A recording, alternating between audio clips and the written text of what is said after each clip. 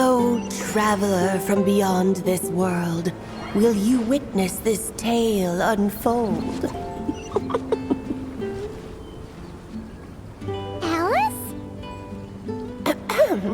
You recognized me just like that? Maybe I need to work on my impression.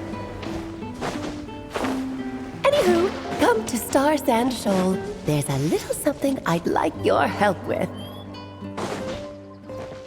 Well, it wouldn't be Clay's mom without a hefty dose of mystery, huh? Let's go see what this is about.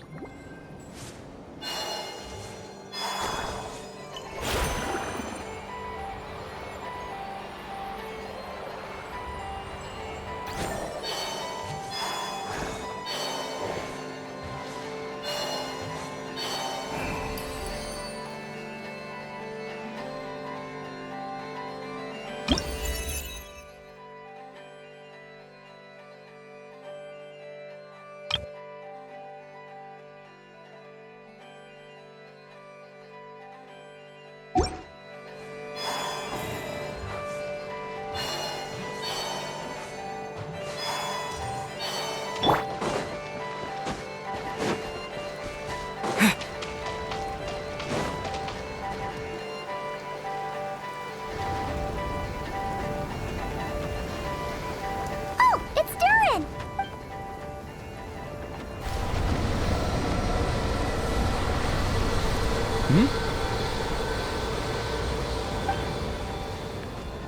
Traveler in Paimon? I'm sorry. I hope I didn't scare you. Oh, no, you didn't scare us. Just gave us a little surprise. Looks like you've gotten even more powerful now. I don't know. It just feels like it's gotten harder to control. I didn't mean to strike so hard. I'm so relieved you didn't get hurt. It's all good. We've had worse. No, don't worry about that. It's been very stable ever since I got this body. Albedo made sure of that. What you saw just now is something that only started happening recently. Maybe I'm still acclimating or something. I'm sure it'll clear up over time. Anyway, what brings you here? Did you need something? Well, The day that the writer and the watcher crossed paths was the day that the magic known as storytelling was born. so, she asked us to come. Miss Alice? You too? I guess I really do need to work on my impression. Well, never mind that. It's been too long, Mini Durin. And please, that's Aunt Alice to you. I have brought you and the Traveler together here for a very important purpose. It has to do with your mom. My mom? Indeed, fairy tale author extraordinaire, Anya Marie Andersdottir. See, I knew this would be right up your alley. Now then, if you'll open the book, I will begin narrating.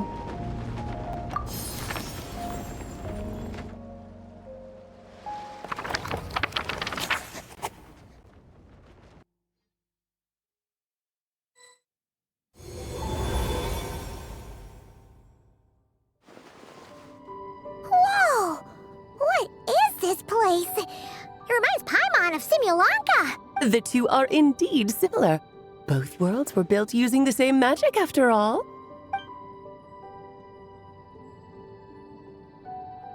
Aha! So it is Alice! Hello, Aunt Alice? Oh, no need to be shy. Just think of me as one of your mother's dearest friends. You keep talking about stories and magic. What's this all about? Simulanka 2.0 or something? Certainly not. Simulanka was a peerless masterpiece. Without the original author, it would be impossible to create a sequel, even for me. But you are right about one thing. Just like last time, I want to show you a work of magic that has to do with storytelling. What's this? This is your mother's dying wish. My mother's dying wish was a book? Let me answer that with a question.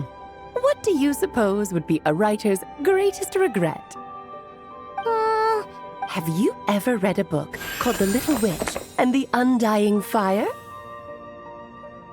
Oh, that's because it was the work of more than one person. It began as a little game at our tea parties. Each of us took turns writing the next part of the story. I wrote the first volume, then the other mages took their turns. Em was tasked with writing the final volume and tying everything up. But by the time everyone had finished writing their parts, Em had passed away. Oh, it was a terrible shame. And that is the answer to my question. A writer's greatest regret is to leave a story unfinished. But all is not lost. I couldn't stand the doom and gloom of it all, so I went ahead and wrote an ending myself on her behalf. Then what's this book? This is the answer your mother gave to the same question. In her eyes, this was her greatest regret. She made me promise that I would bring it to you because she believed the only person who could resolve this regret is you. So my mother's greatest regret is another unfinished story? You could say that. And I guess resolving the regret means finishing the story? That's one way to put it. Oh, is a straight answer too much to ask for?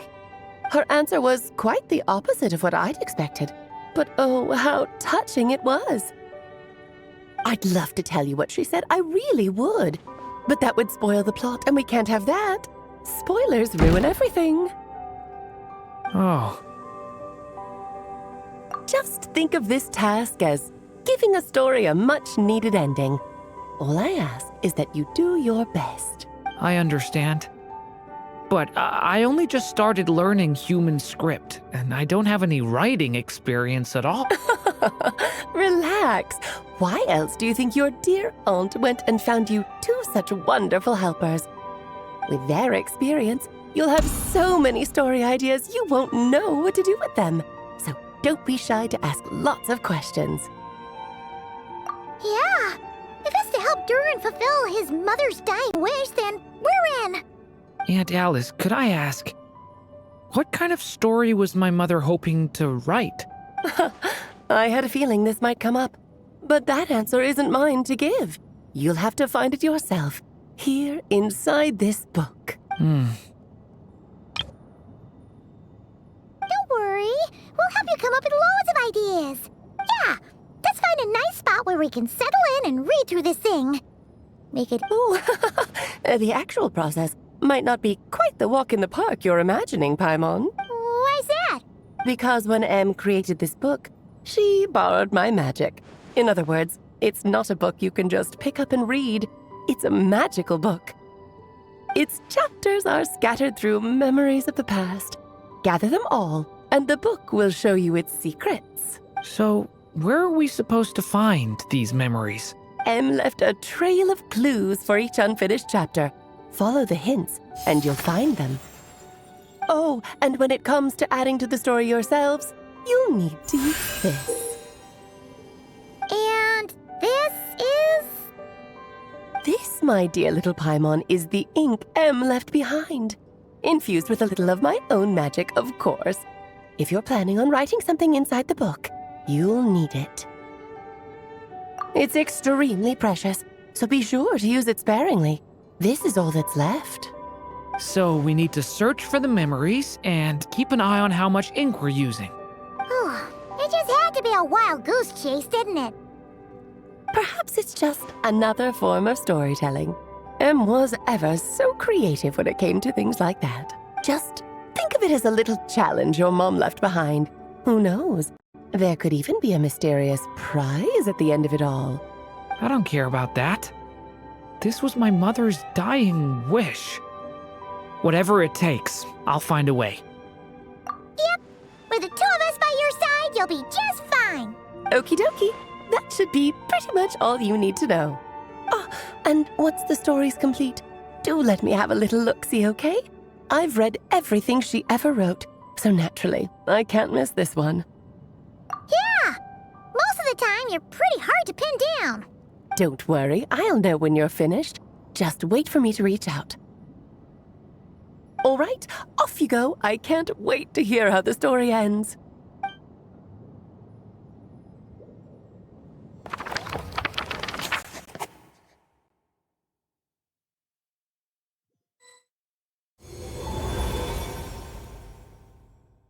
Oh, here we are again. Alice's magic really is incredible, huh? Right.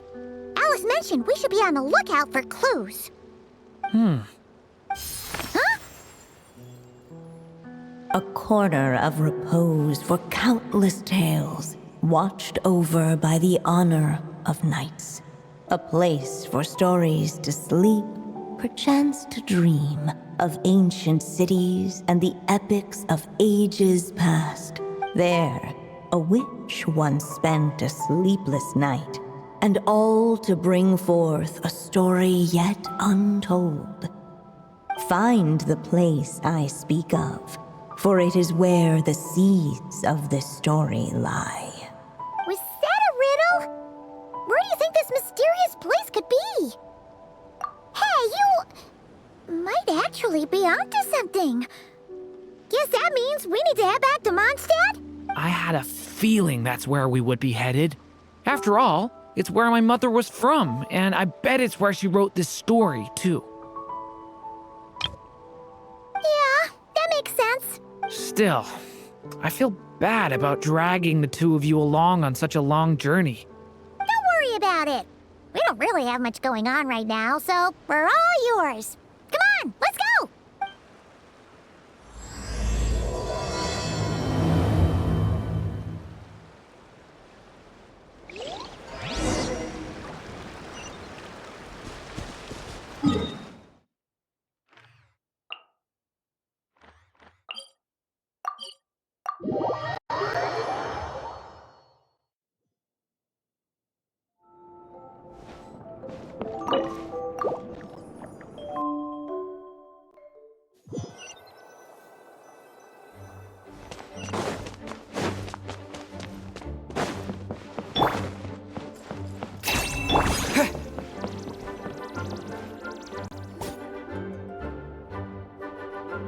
Back in the Mondstadt Library, huh? Talk about a trip down memory lane. So, we're supposed to find the seeds of the story, right? What do you think that means? Well, we're in a library, so it's gotta be books, right? But seriously, there's so many here. How are we supposed to know which ones we need? Making a racket in a library? You should know better than that. Lisa! Oh, sorry about that. Now, who do we have here? Ah, my golden-haired cutie. And my little horn cutie, too.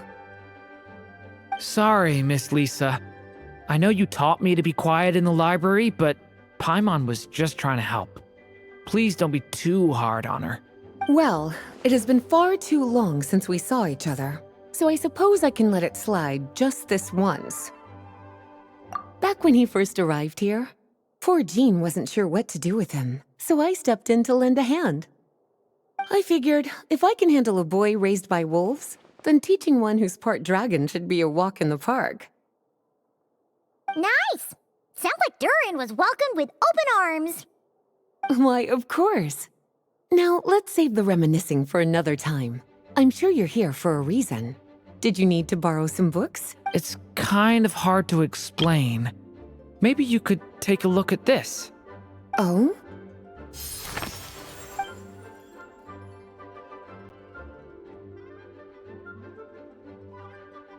Ah, I see. These so-called seeds of the story must be the books that inspired its creation. That's just how it is with stories. They grow out of the tales that came before them. And that mage, I can almost picture her here, hundreds of years ago, scribbling away at one of these very desks. But we don't know anything about this story. How are we supposed to figure out which books inspired it? As it happens, just before I found you here, I was looking into something rather peculiar. One of the knights reported seeing some books that weren't listed anywhere in our catalog. Stranger still, just as he went to reach out for them, the books vanished into thin air. And then a while later, while he was browsing through other shelves, there they were again. Seriously? That particular knight knows this library inside and out. I'd be very surprised if he was seeing things.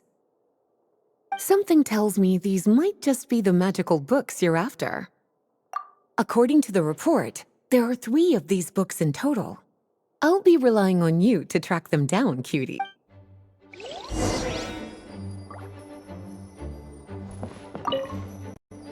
Well, did you manage to find them?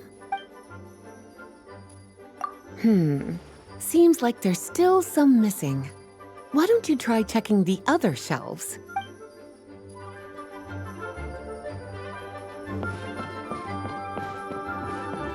Oh, wait! Did Klee write this one? Should this even be here? We better show it to Lisa.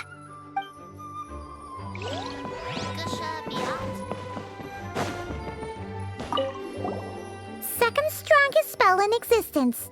Do not show Klee. Wait, there's actually a book like that right here in the Mondstadt library? That title's just gonna make people even more curious. Huh.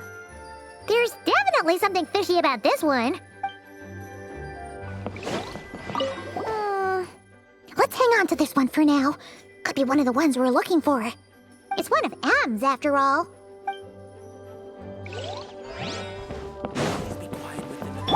Dumb, Lumi!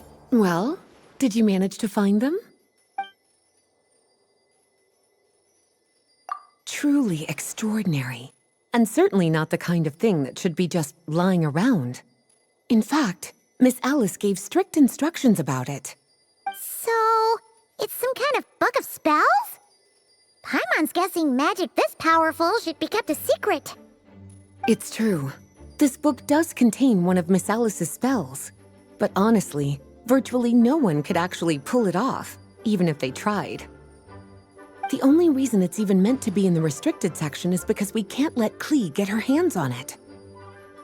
After Klee was born, Miss Alice advised us to seal it away. She even added that little subtitle herself.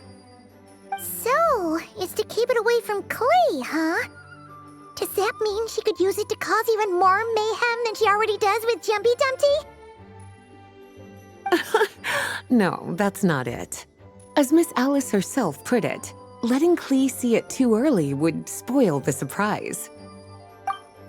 Well, did you manage to find them? Well, it definitely shouldn't be here, but I'd highly doubt it's one of the books you're looking for. Because this is something Klee wrote. It's a compilation of all the best fish blasting spots around Mondstadt, as well as the most convenient places to stash her new Jumpy Dumpties. Of course, there's no way she'd get away with keeping a book like that in her bag. And she'd be in big, big trouble if Jean were to find out. Not only would the book itself be confiscated, but she'd be looking at a whole day in solitary confinement at the very least. Somehow, she figured out that the best place to hide it was right here. No place like a forest for hiding trees, huh? Now, every time it gets confiscated, she just writes a new one and sneaks it back in. Yes, so thanks for helping me find it. I'll finally be able to hand it over to Jean.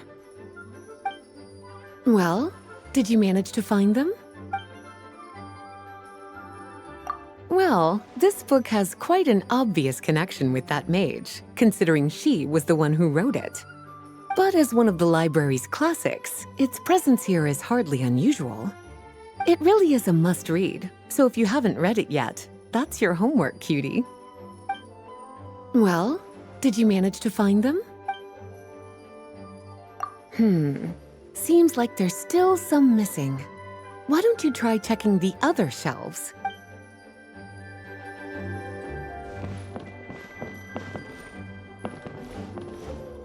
An experiment log? Looks like part of the title's been erased. There's something seriously suspicious about this book.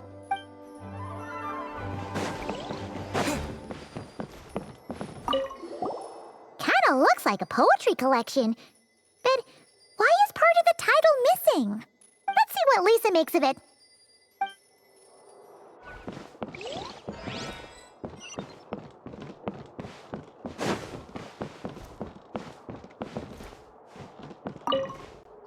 Well, did you manage to find them? Yes, this is a restricted book, all right. It certainly isn't supposed to be here. But it looks like a regular poetry collection. How did it end up being classified as a restricted book? The issue lies with one of the poems inside. You've heard of the great battle that took place on Dragonspine, yes? 500 years ago, during the cataclysm in Conria, an evil dragon descended upon Mondstadt. A fierce battle with Dvalin ensued, but in the end, the evil dragon fell, and Dragonspine became its resting place. We're talking about Durin. The Durin of Dragonspine. Well, the poem in question turns the whole battle into a dance, with the evil dragon recast as an innocent child who came here in search of friends. But given all the suffering experienced at the claws of that dragon, how could the people of Mondstadt accept such a retelling? Bards are often accused of inventing history or distorting the truth in their ballads. But this one hit a bit too close to home. And since the knights back then were unable to track down the author, they decided to ban the entire collection, blot out the title, and seal it away for good. So the version in the poem, it was all a lie?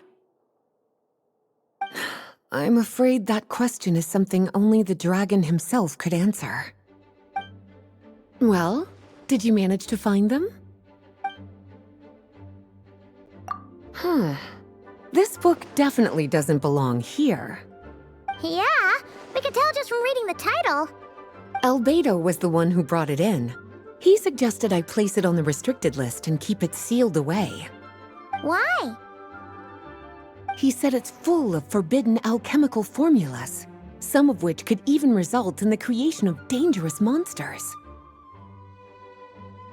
Apparently, the danger it posed was so great, he didn't even feel like it was safe to carry around or keep it in his workshop.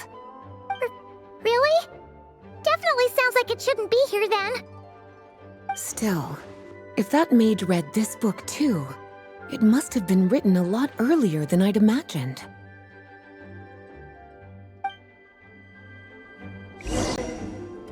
Well, would you look at that? Seems like these are the little troublemakers you're after. And all three just so happen to be forbidden texts. What kind of story requires reference material like that, I wonder? Forbidden texts? You know, the first time you mentioned that the library had a restricted section, I thought you were just trying to scare us. Are you saying it actually exists? Not really something you should be poking your little nose into, is it, cutie? Sorry. Seeing as it was Miss Alice who asked you to look for these books, I won't question the matter. But they'll need to be sealed away again once you're done, so don't forget to return them. Don't worry, Miss Lisa. I won't forget. Well then, that's all from me. After all that hard work, I think I've earned myself a nice cup of tea. All right, we've gathered all the reference books. What's next?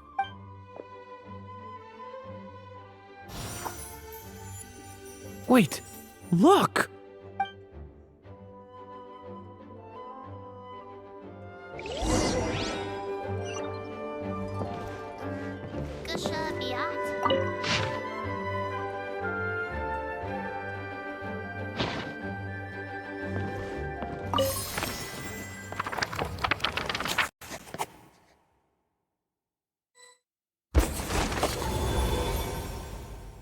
Long, long ago, an evil dragon descended upon the human world, bringing terrible calamity in its wake. Bravely did the people resist, until at last, the dragon lay slain. Later, a witch with a love for stories came upon the tale of the evil dragon, and for reasons she could not explain, felt a pang of sorrow on its behalf. For she knew, despite its body being born of wicked alchemy, all along, the dragon's soul was that of an innocent child. Right up to the moment of its death, it had no choice in becoming a vessel of calamity, nor could it fathom the cruel fate that lay before it. Though the witch had a love of stories, she was not pleased with how this one ended. No, that won't do, she thought. I'll write you a better ending instead. And so she set off to do just that, borrowing a little magic from her friend. With it, she wove a dragon's egg, resolving to rear a dragon child of her own. Yet long in thought she lingered, wondering what kind of world her little dragon ought to behold upon waking.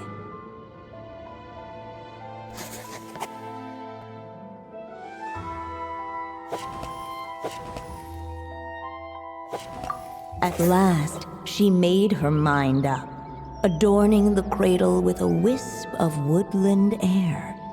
Then, she quietly waited for the egg to hatch.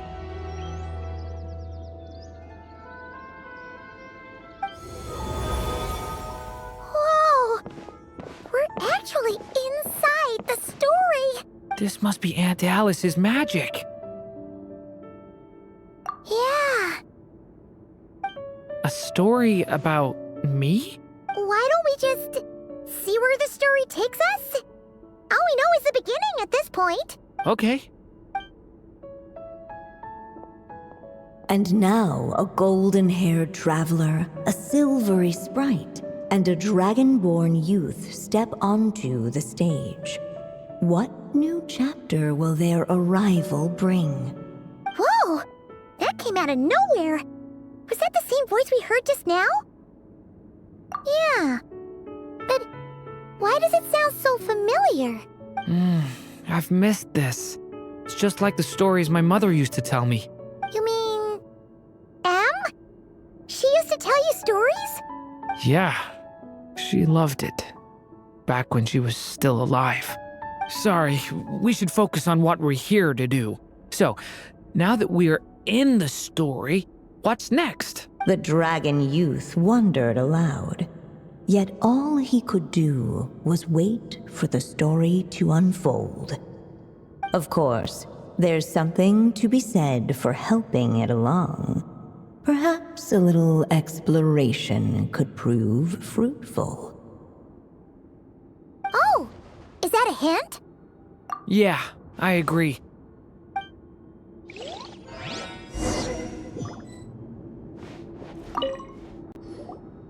This Draco doll is meant to be the witch in the story, right? Wait a second. All the people we've seen that look like that turned out to be mages from the Hexen Circle. Do you think the witch in this story is one of them too? My mother had a hat just like this. Then, the witch must be Em. Looks like this story really is about Durin, huh? Whether the sprite spoke true or not, it had little bearing on the story at hand. For in that moment, what mattered most was not that she was a witch, but a mother waiting for her child to hatch. Let's keep looking.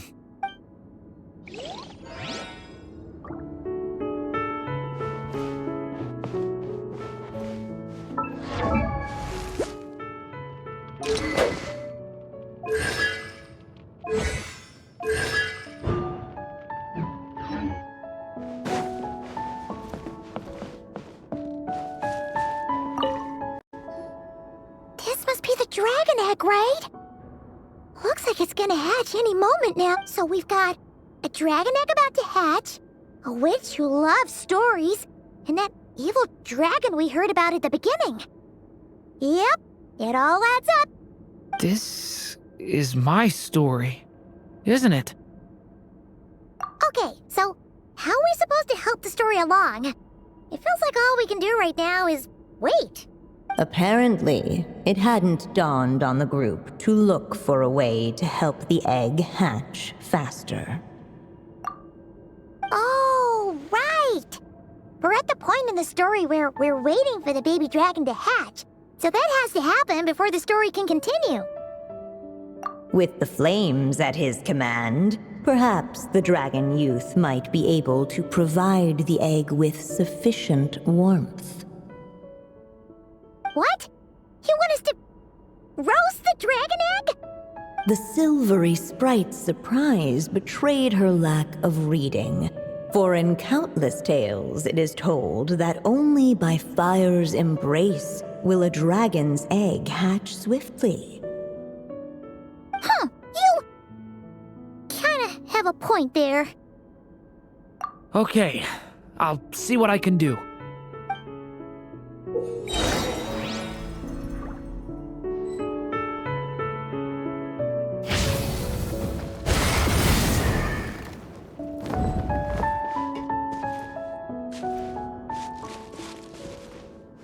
The abyss is burning! Clearly, both the golden-haired traveler and the dragon youth were eagerly awaiting the little dragon's birth, though perhaps their longing burned a little too brightly.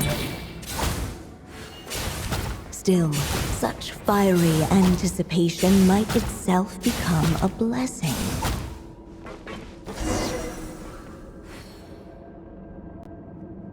At last, under the witch's expectant gaze, the little dragon broke free from its shell. No living being has ever decided the moment of its birth. You were no exception, my child. I brought you into being because I willed it so, just like the witch who created that evil dragon. But I promise you this. Your birth was wanted. You are loved, and you will have a different fate than the dragon that came before you. You've never told me those things before, but for some reason, I always knew. Thank you for bringing me into this world.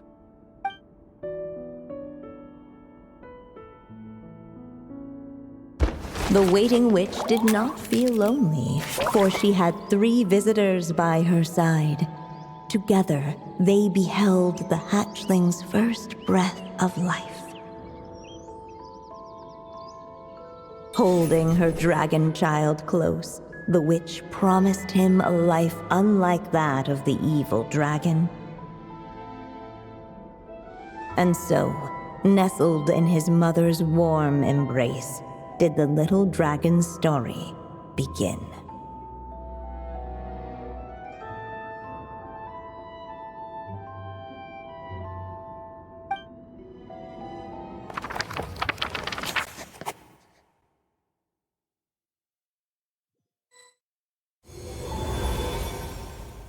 Wait, isn't this Mondstadt? Looks like we're back in the real world. Looks like there's more written on the page now and less ink left than before. So, does that mean we've completed this chapter? Yeah, but why does M seem to think that the story isn't finished yet? Durin broke free from the curse, came into this world with a new body, and even made a bunch of new friends. That already sounds like a happy ending to Paimon. True. Everything's always so mysterious with these mages. Guess all we can do is wait for more clues. Huh.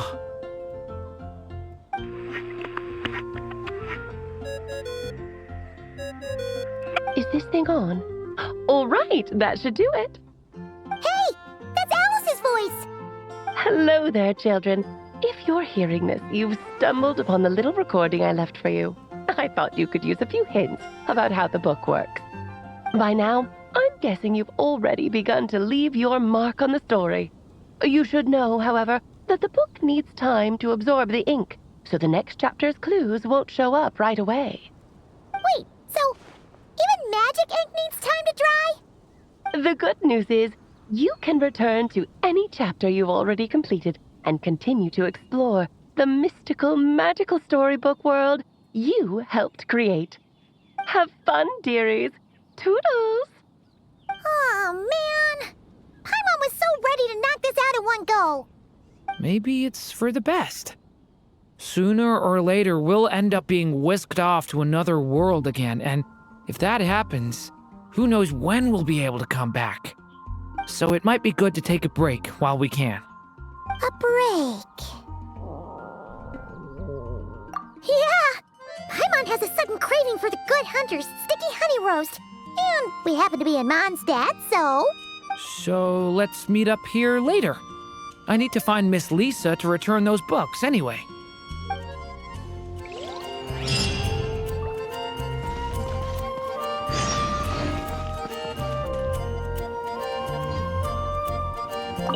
Aunt Alice said we can return to the story world at any time.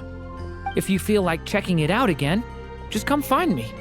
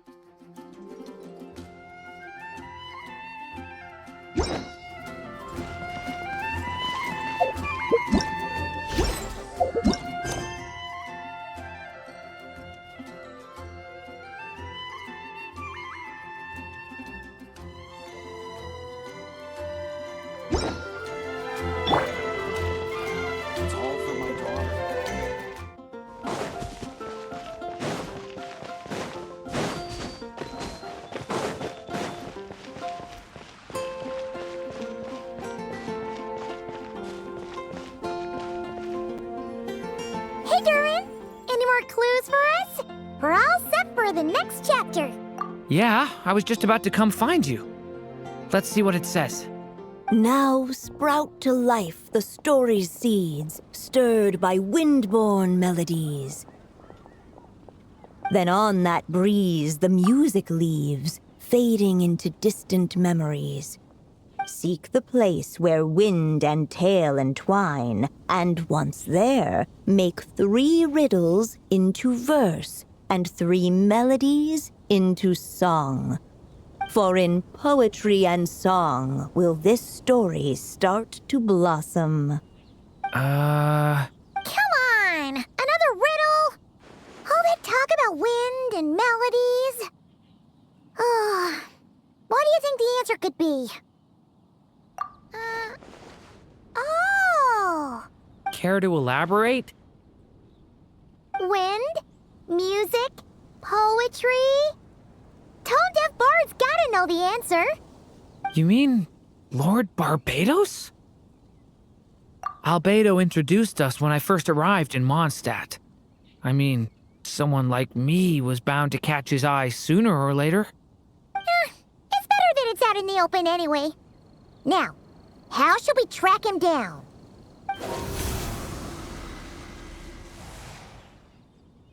I'm pretty sure he's already caught wind of what's going on here. Why don't we just see where the wind takes us? Right. He definitely makes it easy to forget he's a real god sometimes.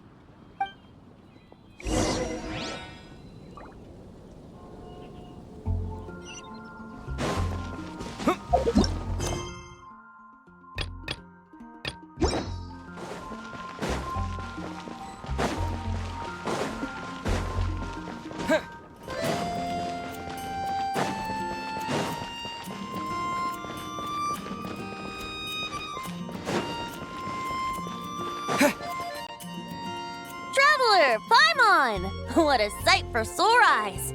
Ah, and the little dragon from the fairy tale world. I heard your voices calling out to me on the wind. Something about needing help with a riddle? Sorry to disturb you, Lord Barbados. Disturb me? Not at all. To tell you the truth, I'm just as curious about this riddle as you are. Let me take a look. What is it? Did you figure out the answer? 3 riddles and 3 melodies. That sure takes me back. The answer you seek lies hidden in memory. Looks like running to Tone Deaf Bard was the right call after all. Long ago, those mages came to Mondstadt, seeking to test their strength against mine. But I replied, let us make music, not war, and resolve our conflicts through song. So I strummed my lyre and sang them this verse. O wind, welcome now, my guests.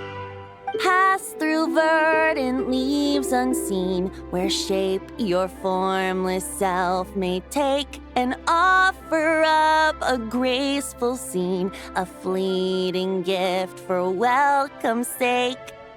Leap at the edge of a sea of clouds, where land meets sky and sky meets ground. There frighten off the noisy crowds and bring my guests a calm profound. Fly beneath the stars up high, where mortal noise is swept aside, that my dear guests with starry eyes may share the dreams they hold inside. Now go to where I vowed to keep a quiet spot for them to sleep. No clash, no contest bars the way, just tea and mirth to fill the day. There you have it, the 3 melodies. As for the answers to those 3 riddles, I trust you can guess them by now. The woods, the edge of a cliff, and the sky? Correct.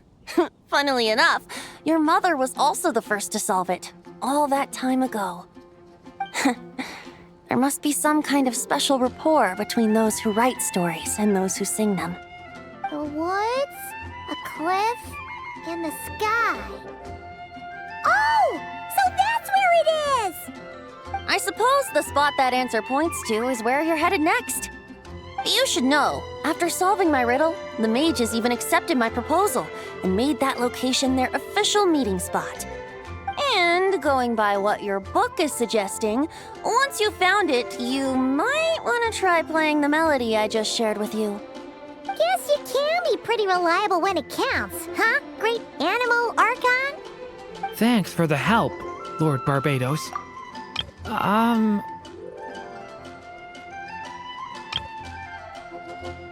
Still got questions for me, huh? Yeah, you must have read countless tales in your time, being a wandering bard and all. In your experience, why might an author consider a story unfinished? Unfinished? Well, I guess if there's something left to accomplish in the story, or, if the last line goes, to be continued. Huh? Wow, your helpfulness lasted for like 1 second. In all seriousness, I would think the answer to that question lies in your mother's story itself. It's not my place to pry any further. All right then, we should get going.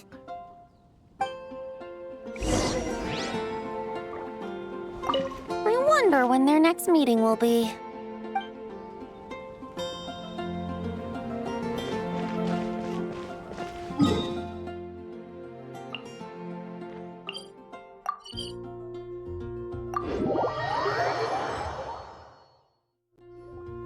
Okay, we're here! Now, we just need to play the 3 melodies, and we should be able to gather the memories for the next chapter, right? A musical performance? Huh. Out of all the things Miss Lisa has taught me, that's the one I'm worst at.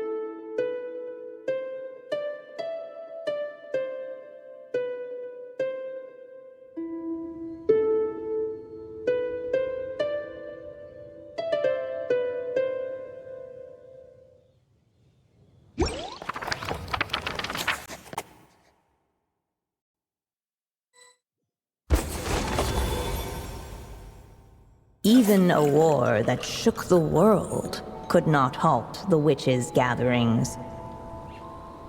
Yet even so, with the passing of time, 3 of their teacups no longer came to be set.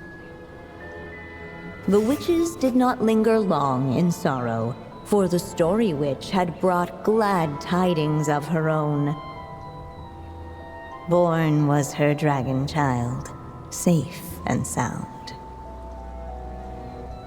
Her fellow witches offered up their blessings, eagerly debating how to celebrate the child's birth.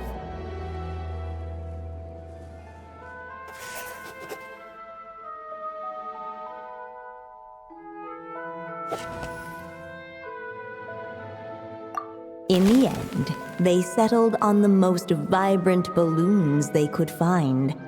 After all, what could be more joyous than the arrival of new life? And so, the witches' gathering turned into a birthday celebration.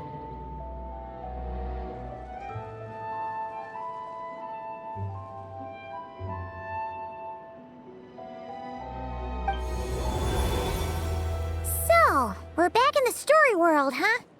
As if from nowhere, new guests appeared at the witches' table. Perhaps they too had come to celebrate the dragon child's birthday. Yet while everyone else was busy thinking about what kind of gift to offer, these 3 seemed to have come empty-handed. Hardly the recipe for a warm welcome to a birthday party, now is it? A gift? Hey, what's this all about? We only just found out this was a party. While the guests voiced their complaints and grievances, perhaps they should have been wondering what kind of gift to give instead.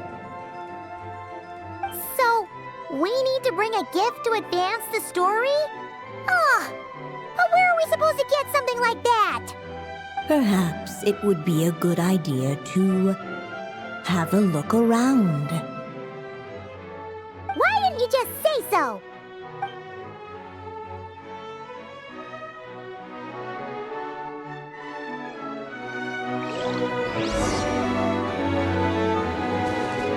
The witches went on chatting away, ignoring the empty-handed guests.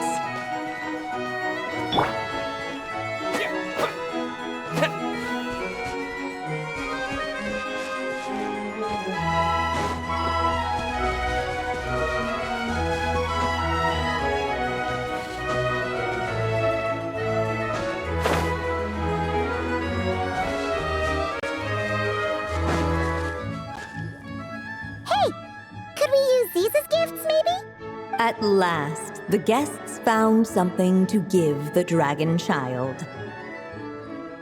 Guess that's a yes then. Which one should we go for? Still, the guests wondered what kind of gift might the little dragon really want.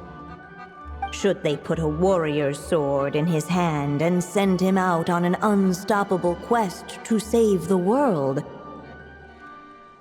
Or perhaps a wandering hero's slingshot and the promise of or maybe even a scholar's tome and the chance to take on all the world's unsolved mysteries. Okay. Wow. That's a lot of pressure all of a sudden.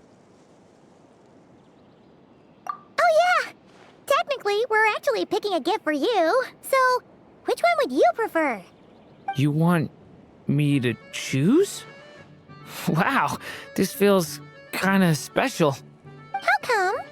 For as long as I can remember, I've spent most of my time living in the stories my mother created. I always thought my mother had everything written out for me already, just like the toy figures in Constellation Metropole. What I wanted to do with my own future. That's something I've never really thought about. What did I want back then? This is the first time I've ever asked myself that question. Sounds like this is the perfect opportunity to answer it then. It's been a while since you left Simulanka, and after everything that's happened, it might be about time to start thinking about your future. Then let me give it some thought.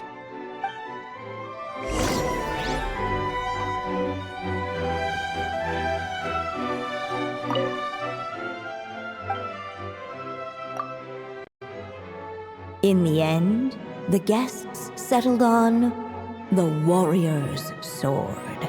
So, your dream is to become a warrior? I just really want to be able to keep people safe. If my time in Nodcry taught me anything, it's that a lot of problems in this world can only be settled by strength of arms. As long as I can help people, that's enough for me. Really? But I don't think it's enough.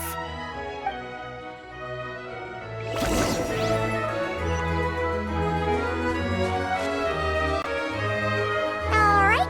They should let us in now that we've got a gift, right? Hello there. Brought a gift this time? The newly arrived guest presented his gift, wishing the little dragon a future as an indomitable warrior. Accepting the guest's blessing, the Story Witch invited him and his friends to take their place around the table.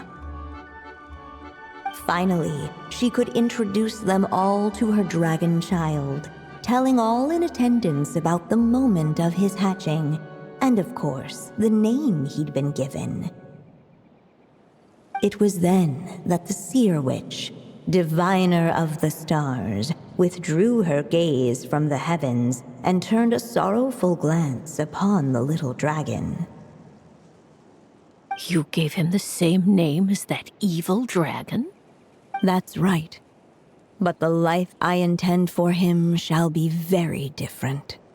What folly, to love so blindly. For as you must know, a name is the mirror of destiny itself. He who bears an evil dragon's name must also inherit the fate of its previous owner. His fate has been foretold. Then I'll rewrite it. The witches at the table fell silent, for they knew the Seer Witch's words had never once proven wrong. Yet, just as clearly, they recognized the Story Witch's resolve, for there is scarce a force in this world more fearsome than a mother's love. At last, the Merry Witch stepped forward, dispelling the uneasy silence. So be it. Then we'll all lend a hand. Together, we shall rewrite this child's fate. You mean to defy one of the fundamental rules of this world? I refuse to be shackled by such rules. Besides, this is a witches' gathering, is it not? What could be more fitting a subject for this occasion than to defy them? Oh? Sounds like an interesting experiment. I suppose, were we to succeed in this endeavor, we might bring a touch of wonder to this otherwise dreary sky of stars. The Merry Witch finally talked them all round, just like she had done many times before.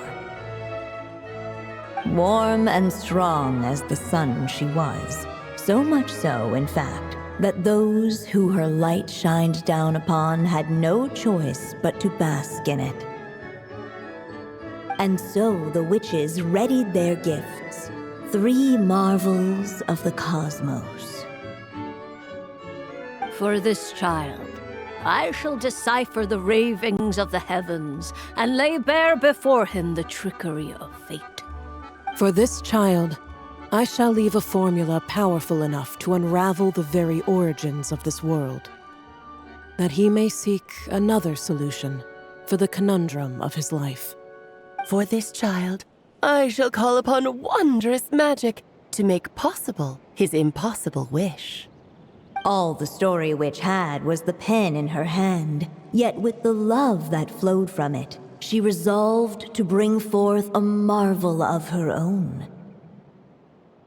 For this child, I shall leave behind the last story I will ever write, and with it, a path to an ending yet untold. With the witch's blessings given and received, the little dragon's fate at last began to turn. In the midst of the dragon child's birthday celebration, the seer witch proclaimed her prophecy. The child had been given the evil dragon's name, and with it, the burden of its fate. But hearing this, the story witch vowed to rewrite it all, for such was her love and resolve. And so the other witches offered their gifts in turn, marvels as rare as any in the cosmos. Together, they sought to test one of the fundamental laws of this world, in part to support a mother's love, and in part to sate their own curiosity. Oh, and I almost forgot. Our new guests came bearing blessings of their own. Who knows?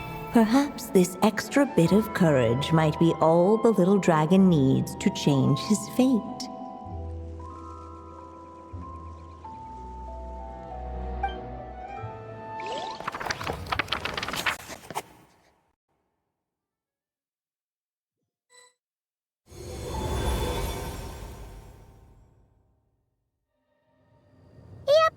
Looks like we've completed this chapter, too. Those witches in the story were the mages of the Hexen Circle, right? They sure seem to care a lot about you, Durin. But, Paimon kinda had trouble following their conversation. Just a bunch of mystery, as usual. The evil dragon's fate. Oh, is that what you're worried about? But didn't we already take care of that? Ah, the mages must have had a hand in that, too. Also, I was just thinking, which part of the story are we even meant to be completing?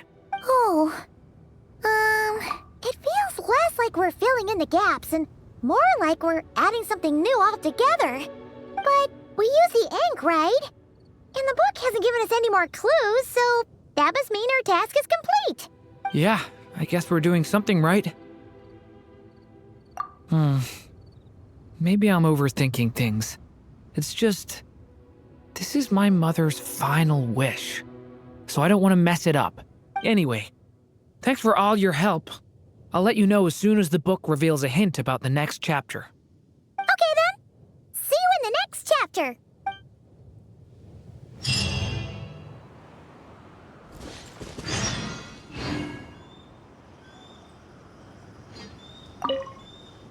I think I'm gonna stick around, take my time reading through this book. If you feel like jumping back into the story, just come find me.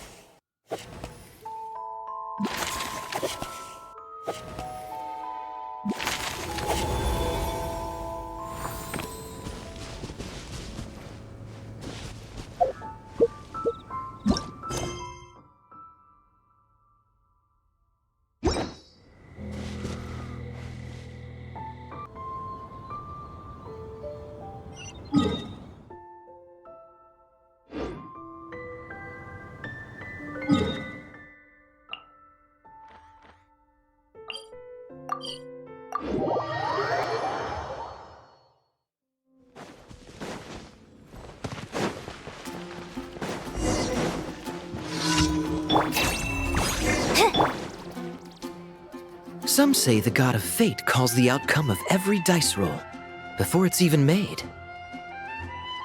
And that's why the secret to winning a lot of games is having that god on your side. Your luck is amazing, Kaya. Your turn. Give it another shot. Fear not, O Crimson Dragonborn, for I, the Princess of Ertelang, have bestowed upon you the benediction of the midnight hour. and with it you shall surely smite this usurper. Mein Fräulein means to say she's rooting for you in secret. Oh, and that you must, at all cost, defeat the one who snatched her limited edition card back.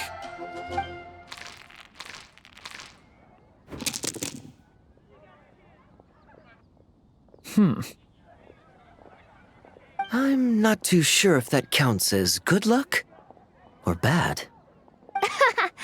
Tis not but the perfidious machinations of fate.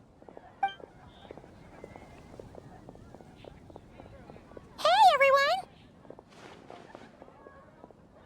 Mr. Honorary Knight and Paimon! You're back! It's good to see you, Honorary Knight. Mein Fräulein is quite invested in the outcome of this match, so please, allow me to extend greetings on her behalf. Of course. But if you're all playing cards, how come you're not over at the Cat's Tail? There's something about our horned friend over there that seems to frighten off little animals. Could be because he used to be a dragon. Normally, the animals just steer clear of him, but in the close confines of the Cat's Tail, let's just say, the feline residents probably consider it their turf. And we all know how dangerous a cornered cat can be. I just wanted to borrow one of their nests for a nap. One of their nests? Wait, you mean a cat sofa? Yeah, it's more comfortable for me.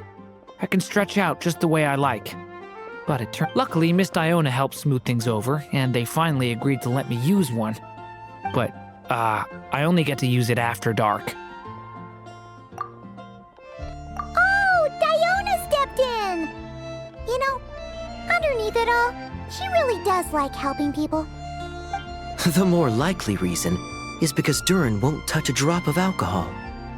As far as Diona's concerned, that pretty much makes them two peas in a pod. It's a shame, really, considering everything Mondstadt has to offer in that regard. Mondstadt's alcoholic drinks are a bit too much for me to handle right now. But maybe someday. There's no need to force it. Who says you have to drink just because you're in Mondstadt? Yeah, it's just, I'd really like to make some more friends. So I need to learn how humans socialize. I guess alcohol is usually involved, though. But that's why I started learning how to play Genius Invocation TCG. It's also a kind of social activity, but it doesn't involve drinking. And I've been lucky enough to receive the guidance of the Prinzessin de Verurteilung herself. Exactly! Who needs alcohol when you can make friends playing card games? Speaking of which, need any tips from the master over here? You'll wipe the floor with that opponent of yours. Paimon guarantees it. Unfortunately, with the luck he's having, not even that legendary card master from Sumeru could turn things around at this point. Yeah, that last roll wasn't great. But who knows? Maybe you'll have better luck next time? He keeps getting the exact same roll over and over. This is the third time already. If there really is a god of fate, they could have cut this kid a bit of slack. Like, I don't know, make it possible for him to roll at least one other side of the dice? I think I've lost. Must even a dragonborn, sanctified by the power of benediction, succumb to fate's insidious snares? Don't be sad, Durin. You'll definitely win the next round. You can even borrow Dodoko if you want. Mom says she brings good luck. Thanks, Klee, but there's something more important I need to take care of now. Oh, okay. So, the book's given us another hint, right? Yep, and I think I've guessed where we're headed this time. Come on, follow me.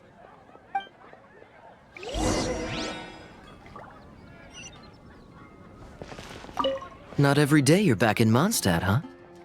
Care to grab a drink if you're free? So be it. Such are fate's accursed wiles. Not every day you're back. Mr. Honorary Knight and Durin, are you heading off in a big event? party today. Promise me you'll tell me all about it when you get back, okay?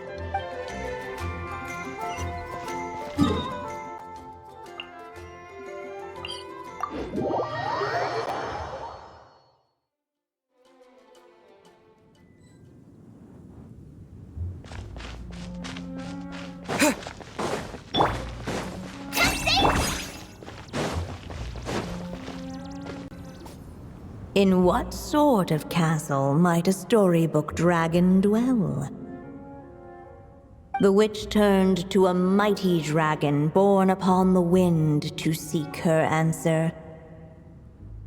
From afar, she beheld a solitary castle, standing lonely beneath its wings, and wrote it into words. Its walls kept out the wind and rain, yet also cast a solemn shadow. Enveloped by their shade, the story's boughs were lulled into a torpid slumber and reached no further skyward. So that's the clue. I think we're meant to find a place where dragons live, and this time, in the real world. I asked around, and it just so happens that there's a place like that in Mondstadt. Yep, that checks out. I've heard that the dragon here is called Dvalin, and that he's a magnificent creature. I hope I get the chance to meet him. Wait a second. Do you think having the two of them meet is the best idea? You know, considering everything that happened in the past? How would we even explain everything to him?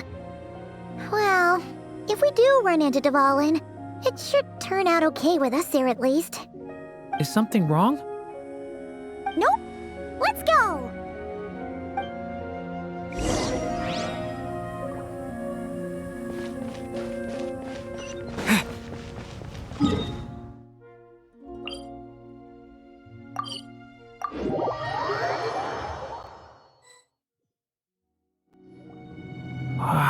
So, this is where Dvalin lives? Yeah, right into the middle of a raging storm. If you're afraid of getting blown away, Paimon, you can always hang onto my sleeve. This isn't Paimon's first rodeo. Come on, let's get going!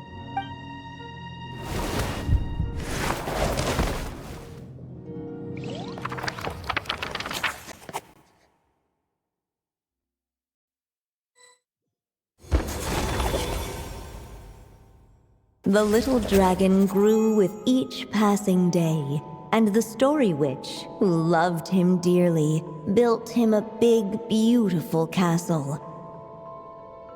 Yet in the end, she herself succumbed to time's merciless march, setting forth on a journey to a place beyond even the stars.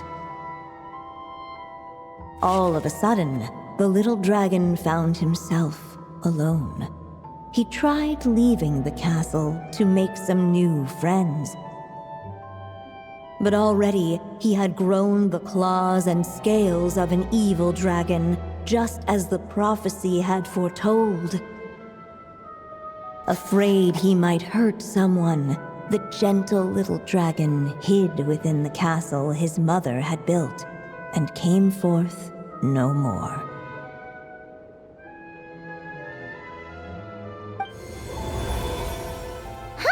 Looks like we're back in the story world. And from the sounds of it, this chapter must be about Simulanka, right? Yeah, like the fairy from the Forest of Blessings, the king of Constellation Metropole, that cat lady who turns into a box. Ah, yep. That will be Nilu, Navia, and Kirara.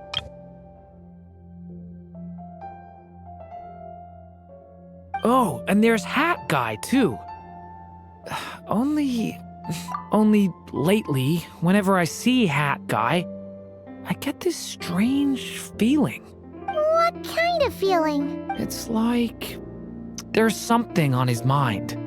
He hasn't told me what it is, but I can sense it all the same. Well, he's always been kind of broody. I guess I should focus on fulfilling my mother's final wish for now, though. Yeah, we should get started on this chapter. So, let's track you down and free you from fate's curse once again.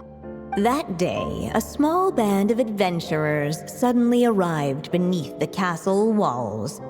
They promised to help the little dragon cast off the curse of fate.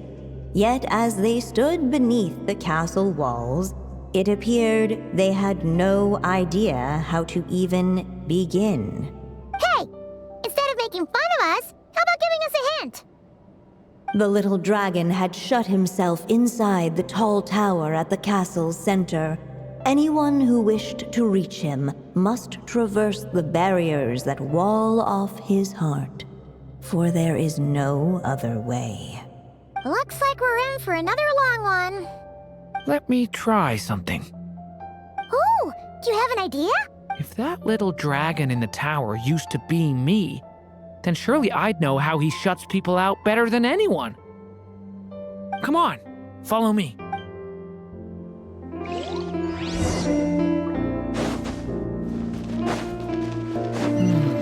That telescope. I've seen magical tools.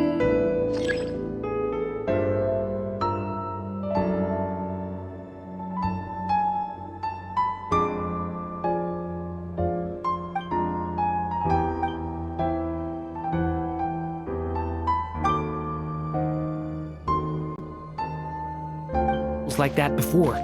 It should come in handy.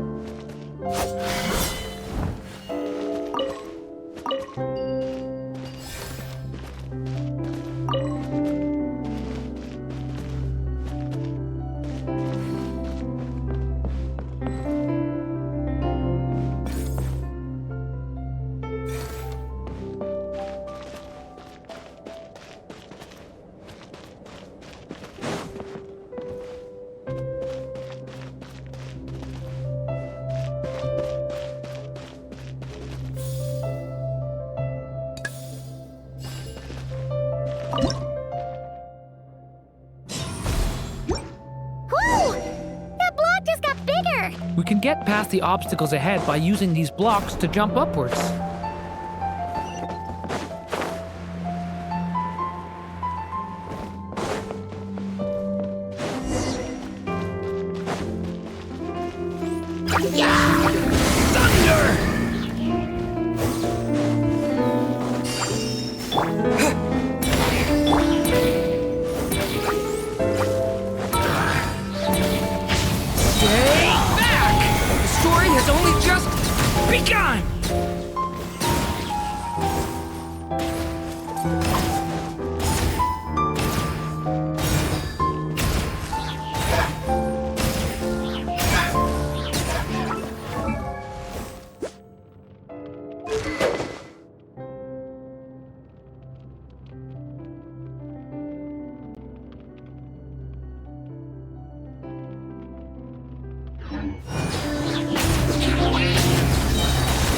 Has only just begun!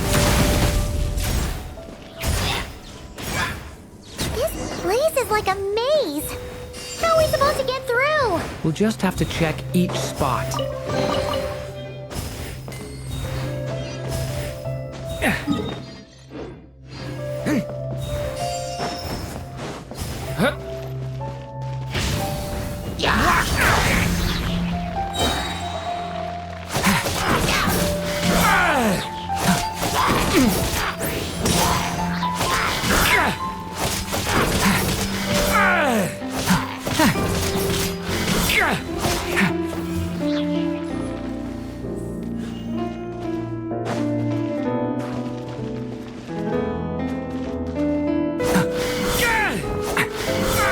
Be able to use this block somewhere.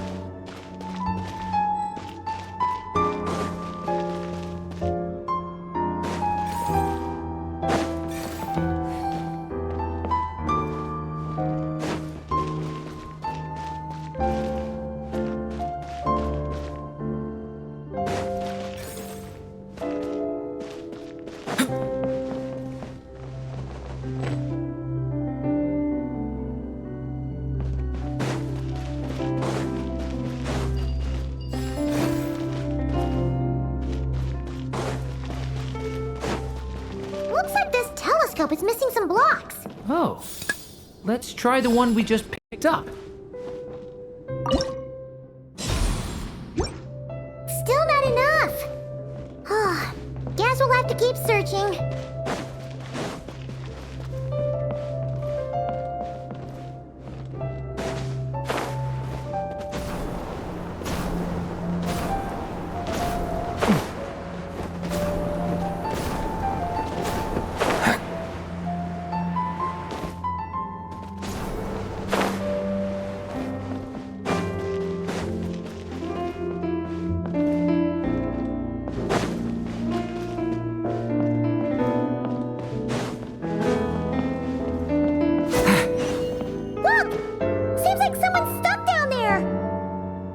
Should they continue towards the tower, or plunge into the shadows to rescue those in need? A difficult dilemma indeed. The path to the tower is up ahead. It's so dark here. Wait, is that? A little pixie that can fly. Are you here to help the dragon break his curse too? Oh, what's this? More brave adventurers bold enough to set foot in this castle? Come, join the ranks of your liege's guard. Nilu and Navia! Nilu? No. I'm a flying squirrel fairy. And I'm a giraffe king. Not this Navia you speak of. That's right. Oh, and don't forget Catbox Lady. Are you friend or foe? Friend! Definitely friend, Miss, Catbox Lady? Yeah, Simulonka is a big part of Durin's story. So, guess it's no surprise the people we were with there would make an appearance. Okay, I think I get it now. Flying Squirrel Fairy, Giraffe King, Catbox Lady, please follow me. The shadows cast from the high walls of the tower were manifestations of the dragon's loneliness, barring the path of any visitor who wished to be his friend. The group of brave creatures sought to aid the little dragon in lifting his curse, yet without light to lead the way.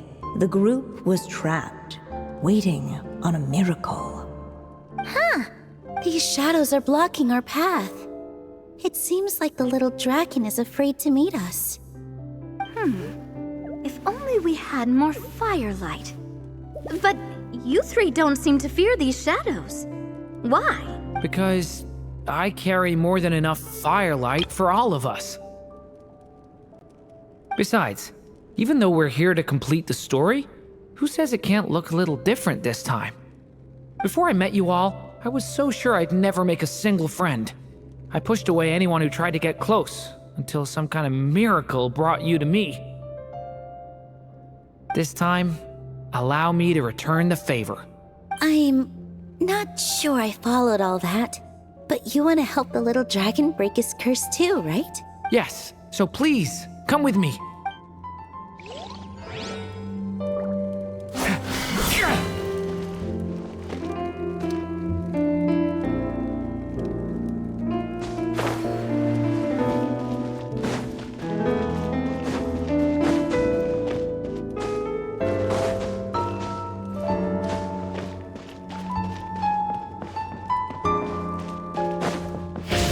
Stay back! Hey!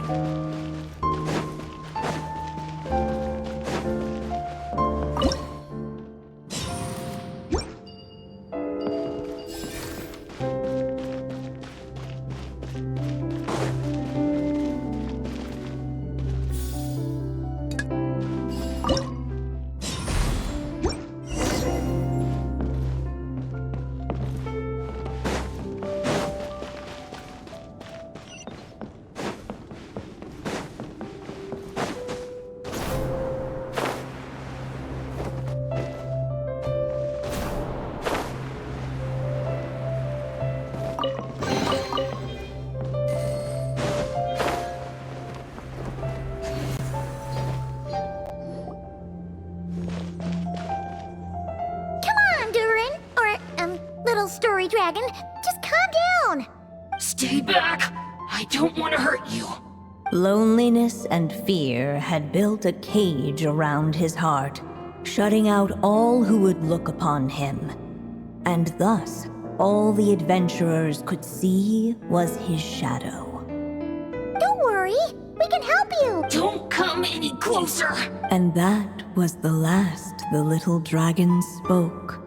How are we supposed to persuade him if he won't even talk to us? If you can still hear me, please listen to what I have to say. Your claws and scales aren't some kind of inescapable curse, you know?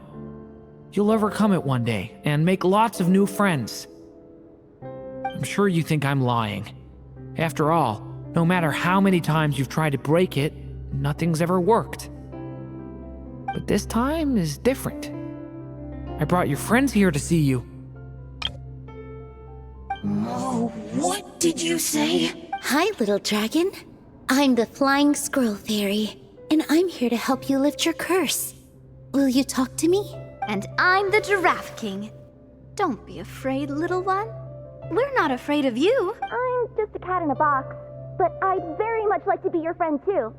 These are my friends? Yeah, they're your friends in the future you've been trying to avoid. I can promise you that. They're reaching out, so you just have to ask yourself one question. Do you accept?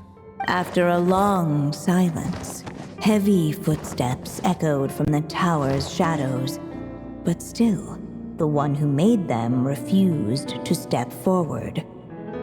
Though the cage to his heart had been unlocked, the little dragon remained ashamed of his claws and scales. How can I face my friends like this? Don't worry, little dragon. We're gonna offer up our blessings and make a wish to the goddess of fate to release you from your curse. Yeah, just like last time. Make a wish? To the goddess of fate? At that moment, the merry witch made her entrance. Hello, little one. Don't be afraid. With the blessings of your friends, your wish shall be granted. Alice? Wait, you're the Merry Witch from the story? Correct. It is I, the Merry Witch, creator goddess of this realm. And it just so happens the goddess of fate is none other than my dear friend, the Story Witch. I'm here to make good on my promise to lend her my second strongest spell. With this spell, she'll have the power to create an entire world. So naturally, granting your wish won't be a problem. Provided, of course, you receive your friend's blessings. But before we proceed, I must check something on her behalf. Little dragon, do you accept this blessing? I want to be your friend. So if you're offering, then yes, I would love to have your blessings. Were it not for the adventurer's blessings, this tale might have ended long ago. Thanks to them, another ending was now possible. Yet in that moment, they did not know if this blessing was truly a gift or just another trial in disguise. What? You didn't say a word when we actually needed a clue, but now at a critical moment like this, you turn up and start playing mind games?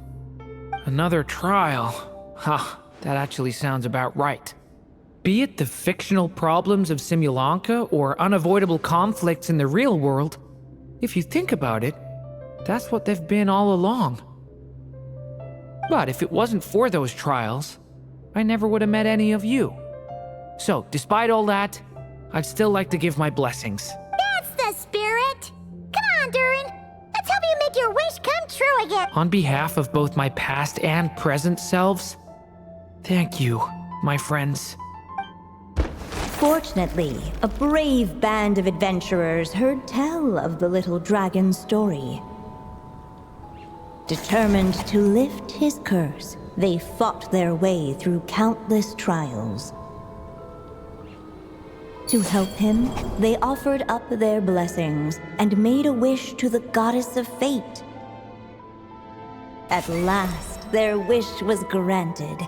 Shaking off his scales, the little dragon stepped out of the tower's gloom.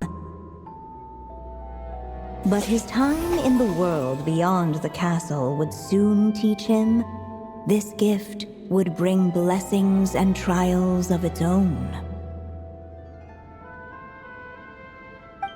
And as far as the little dragon was concerned, the tricks of fate had just begun.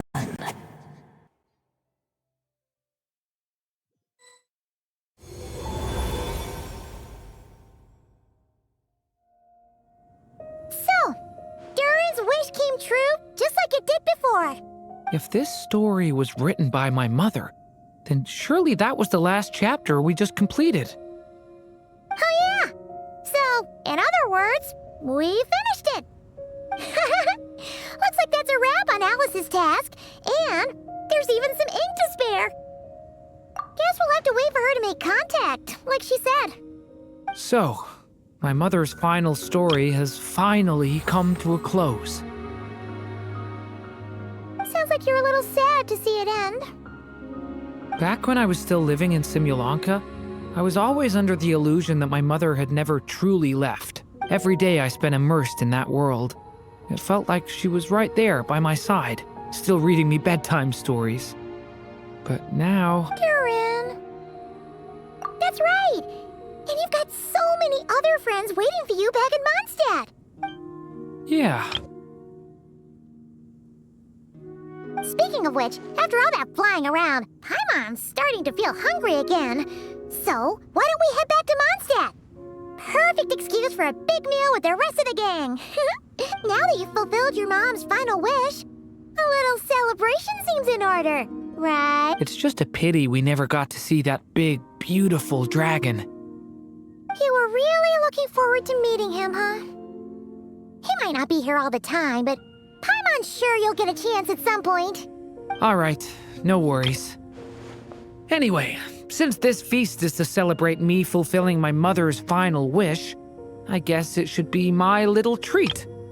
Pretty sure that's how humans do it, right? Nuh-uh. This one's on the Traveler and Paimon. Celebrating each other's achievements is what friends are for. Honestly, when it comes to who treats who, human rules are so complicated. See? He wants to be friends with you too. But the moment hasn't come. At least not yet. In any case, the story should have a better ending this time, don't you think?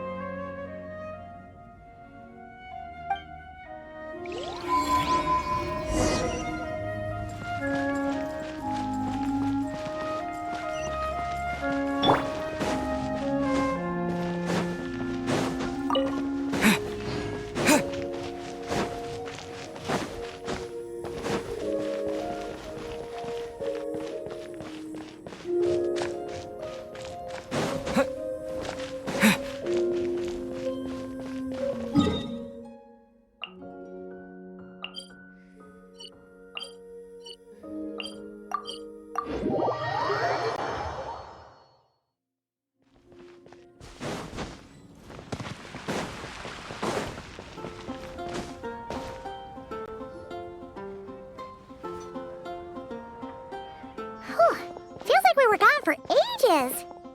Hopefully, everyone's still here. So, your adventure was a success, huh? Want to grab a drink to celebrate? Absolutely not. No booze allowed. Mr. Honorary Knight, Durin, I want to hear all about your big and...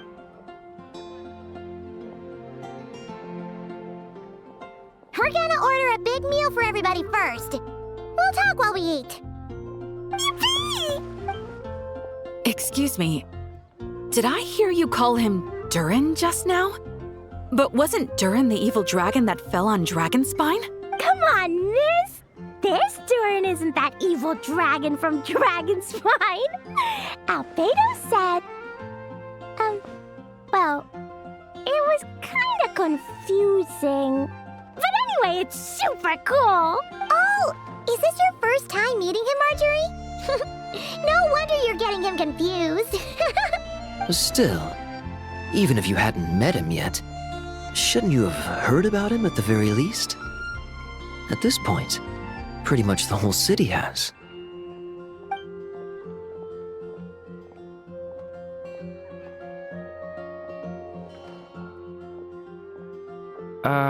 Why is everyone...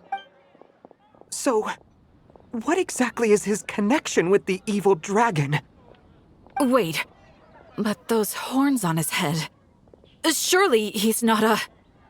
Did everyone just forget about Durin? No, that can't be.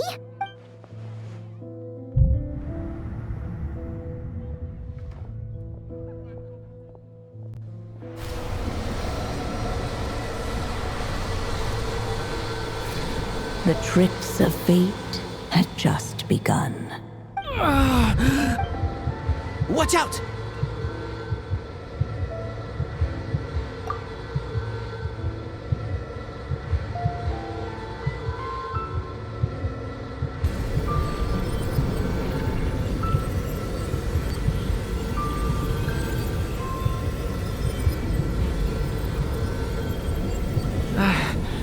No one got hurt.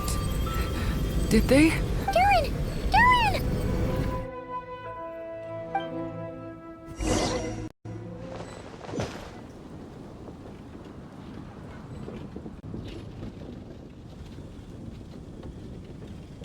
I just had Barbara check him over. He's not badly hurt, but he seems to have burned through a lot of energy fending off some kind of dangerous power. He'll need some time to rest before he wakes up. So, can someone explain what's going on here? It seems like, aside from Durin's close acquaintances, the people of Mondstadt have forgotten everything about him. How could that even happen? Worse still, the abyssal power within him is showing signs of extreme instability. Could be a separate issue, though. I'm not sure. If the abyssal power inside him spirals out of control, Mondstadt will be in grave danger. I completely agree. All right then. As acting Grand Master, I'll send a letter requesting Albedo's immediate return. Until then, the Knights will watch over Durin. That's pretty much all we can do right now. Also, allow me to look after this book for now. If you need to consult it, just drop by my office. Do you think the book might have something to do with what's happening? It's just weird that Alice still hasn't contacted us. Maybe we should head back inside the book and take another look.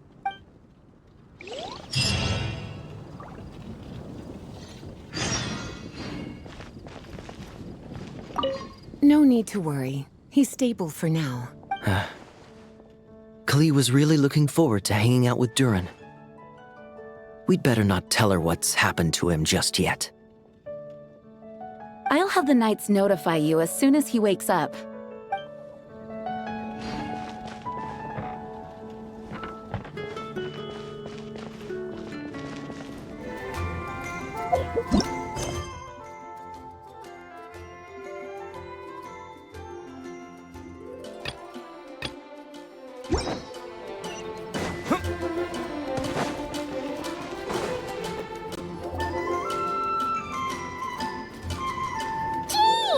Hello, you two.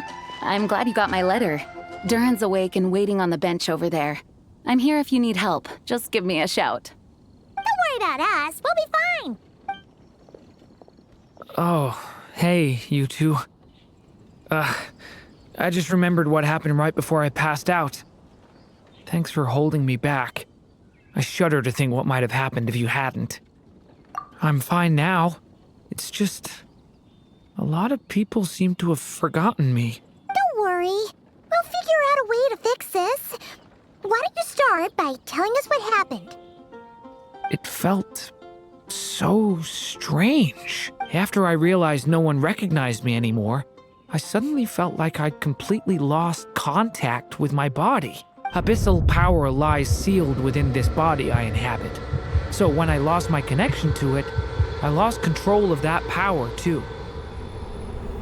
It wasn't until I heard everyone calling my name that I was able to reconnect with my body. You lost contact with your body? Does that mean there's something wrong with it? Sounds like we need Albedo more than ever. I don't think the problem lies in Albedo's alchemy. Huh. But then, why are people forgetting you? Guess that's what we need to figure out. That means we need Alice for sure. But it's been ages and she still hasn't been in contact. Now would be a really good time for a hint. How could the story's budding branches even hope to reach beyond the towering walls? Leaving the castle, the witch went off in search of the tallest, grandest tree in the whole world. High up in the canopy of that tree, she sought a resting place, a refuge where the little sapling might take root. Go to that place, for it was there that the sapling felt its first breath of wind. Huh? Was that another clue? Does that mean the story isn't over yet? Leaving the castle. It just occurred to me. If this story is all about my own experiences, then wouldn't what happened after I left Simulanka be part of it too? But how could she possibly know exactly what would happen? And even if she did, how could we know when the story was complete? Yeah. Since we can't reach Alice right now, we'll just have to get to the bottom of this ourselves. But first, we gotta figure out where this riddle wants us to go. The tallest, grandest tree in the whole wide world. Huh. The only place that ever gave me that feeling was the one I ended up in right after leaving Simulanka. They had great coffee there, too. And so many books you'd never run out of things to read. Think about it. Our search in Mondstadt began in a library, right? Well, Sumeru City's got one of those, too. And it's absolutely huge. What do you say? Should we try looking there? Huh. That does kind of make sense. And it's not like Paimon's got a better idea. Alright, let's just give Jean and the others a heads up first. Well, it sounds like you've got a plan, so I won't interfere. All I ask is that you stay safe. Albedo won't be back for some time, and until he is, we can't know for sure how dangerous Durin might be in his current state. I'm so sorry about what happened before. Believe me, I'm not blaming you, and neither is anyone else here. If anything, it's the opposite. We're all just worried about you. Worried? About... Come with me. I want to show you something. As soon as they heard you were awake, they all hurried over to see how you were doing. You all came to see me? A little birdie told me you're working on finishing a storybook. So maybe all those people losing their memories is just a plot twist waiting to be resolved. Miss Lisa, you always seem to know how to put my mind at ease. Please, everyone, don't worry about me. When I get back, I'll find a way to complete my mother's story, and the one we started, too.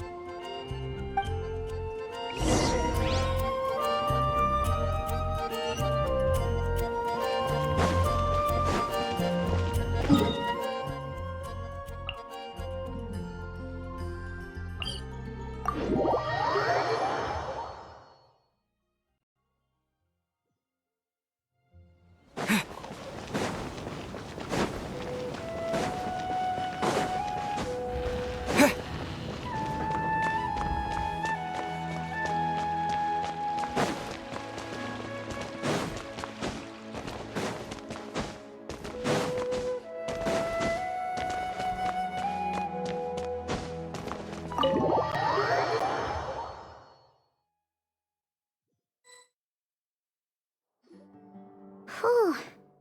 After the library hunt in Mondstadt, it's not as if Paimon was expecting this to be easy. But this... yeah... this is something else. Where do we even begin? Even the clue this time seemed kind of cryptic. Yeah. Guess the best we can can do is stay on the lookout for more weird things going on.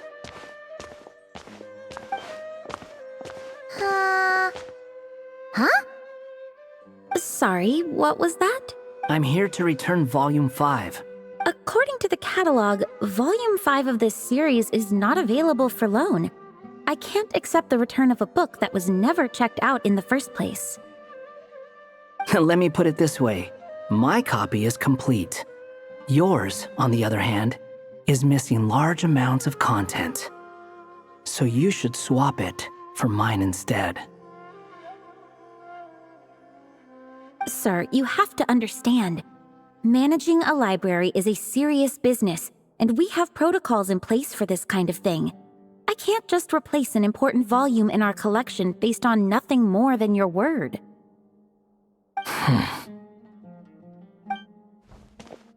Hey, look what the Wandering Tom dragged in. Oh, it's you. And, what is it you're doing here? I'm a traveling scholar, as you know. Isn't a library the most natural place for me to be? Well, the last time we saw you was all the way in Nodcry. Paimon just didn't expect to suddenly see you in Sumeru, that's all. There were some things I needed to come back and take care of. Some documents had gone missing, so I tracked them down, restored them to their original condition. And now, I'm here to return them. And considering what I'm planning to do next, it feels like a weight off my shoulders. What's going on with you, huh? You look like a kicked puppy. Hat guy. At least you haven't forgotten about me. What's that supposed to mean?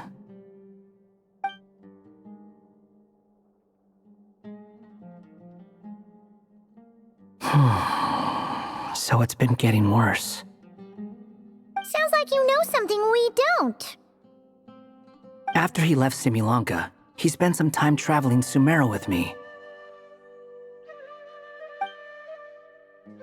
I was working on several texts at the time, and I stumbled upon something strange. Anytime Durin of Simulanka was mentioned, before long, the record would disappear. Which means, all the remaining records on Durin are about the evil dragon that fell on Dragonspine. How do you even discover that? If I remember correctly, Hat Guy loved the time he spent in Simulanka so much that he started writing a travel log. That's besides the point. The fact is, you're not affected by the ley lines of this world.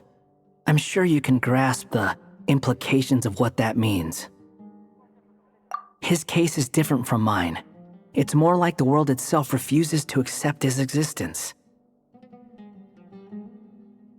It started with a few written records, but now, it sounds like it's spread to people who never met him or didn't know him well. At this rate, the whole world might forget him altogether. The whole world? But that includes all my friends in Mondstadt, and even Hat Guy, too. So that's what you've been worried about all this time? Why didn't you just tell me? There are more important questions right now, like figuring out how to fix this. That mage clearly cared a lot about her child. She left that book behind for a reason. If you want answers, isn't that the place to find them? You think that didn't occur to us already? Problem is, we need to find the memory that unlocks the next chapter first. Mind if I take a look? I just want to know what secrets this book is hiding. Besides, I've run into a bit of red tape, so I've got time. Of course. Be my guest.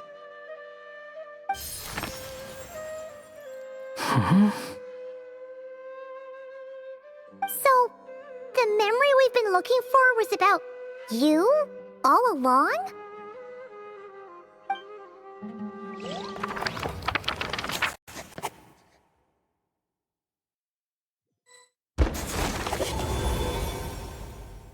The little dragon became companions with a stray cat with dark blue fur.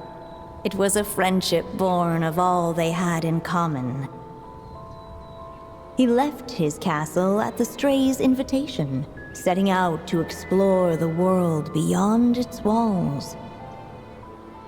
There, he grew fond of the outside world, eager to make friends and share the story of his life. Taken by the dragon's story, the stray tried to write it down. But he soon realized that no matter how he tried, it would always warp into the evil dragon's tale.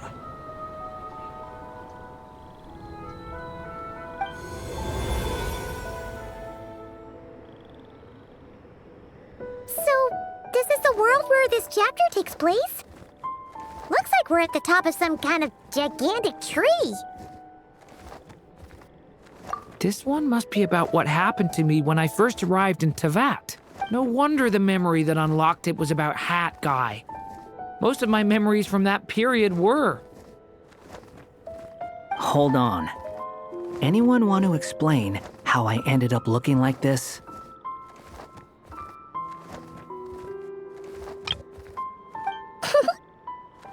Maybe you've become a character in the story too.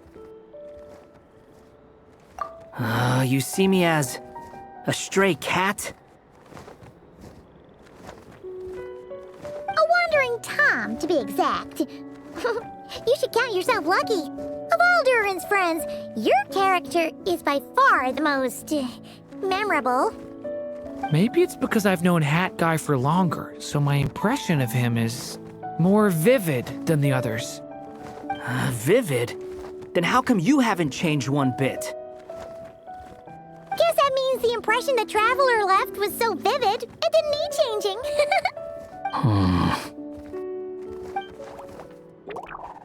Hello, everyone! Ready for today's adventure? It's the storybook, Durin. Oh. So you're not playing yourself in this one? Does that mean the two of you have even more memorable roles to play? Where are we going today, kitty cat? Whatever. Just follow me. Same as always. Okie dokie! Can we chat along the way? If you have something to say, just say it. Was that seriously how the two of you communicated when you first got here?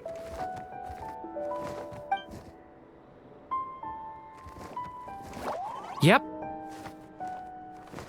Anyway, how do we get ourselves out of here?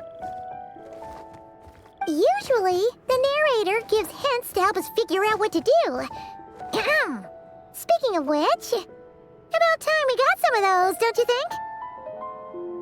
The story's vines had woven themselves together into a giant tree, the boughs of which a little storyless dragon now paced, homeless among its leaves. He had to find a way to leave this place and set off in search of a home of his own.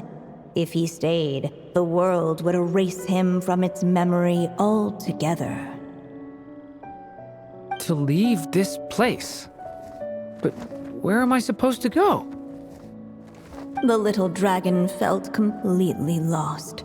Just like the vines, the road ahead branched off into different directions, twisting and turning before disappearing into the mist. But as luck would have it, a prophetess waited up ahead. Perhaps she might know where each path might take him.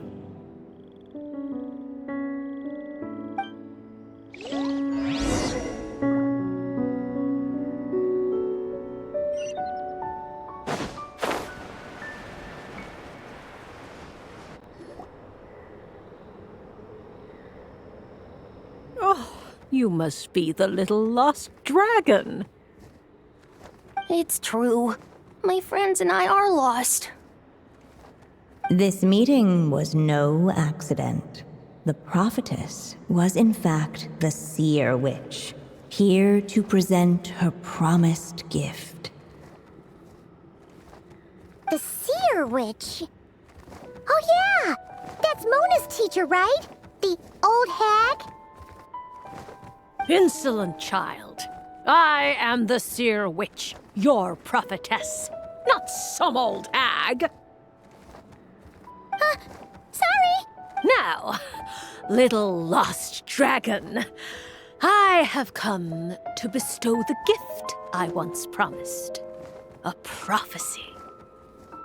A prophecy? Hear me now, for my prophecy is this. One day, the dragon from beyond the castle shall be reborn, and none may avert its coming. The wind took the prophecy and swept it off into the distance. And so, the little dragon was shown a path to wander. As far as I remember, once that alchemist from Mondstadt learned about the prophecy, he chose to stand with you against the evil dragon. So, what does any of this have to do with you being forgotten? Oh, wise witch of prophecy! Could we trouble you with another question? As enigmatic as she was elegant, the Seer Witch spoke no more, for her thoughts had long since returned to the starry firmament above. Just when we actually needed her. The Seer Witch was my mother's friend, so the prophecy she just gave should turn out to be helpful. Well, it's not like we've got better options. But, if all we need to do is leave this place, which path should we take? Why don't we take a look around?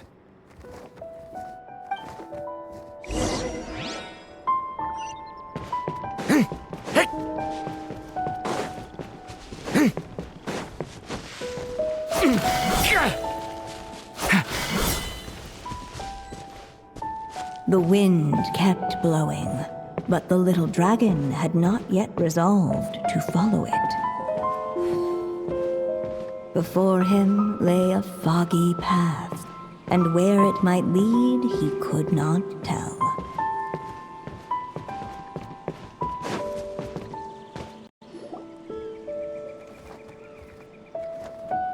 If we go this way, we'll be heading back to Mondstadt, just like we planned. Out of all the options so far, this seems like the safest, right?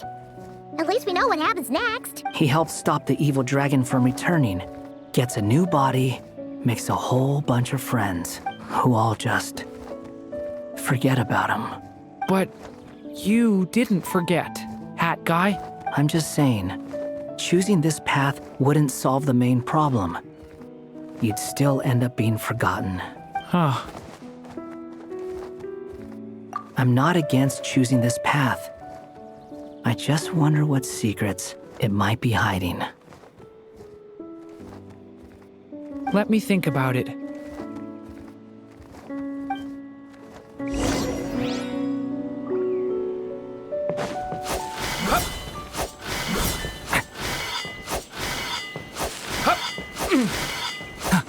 I still think you should keep going, little dragon.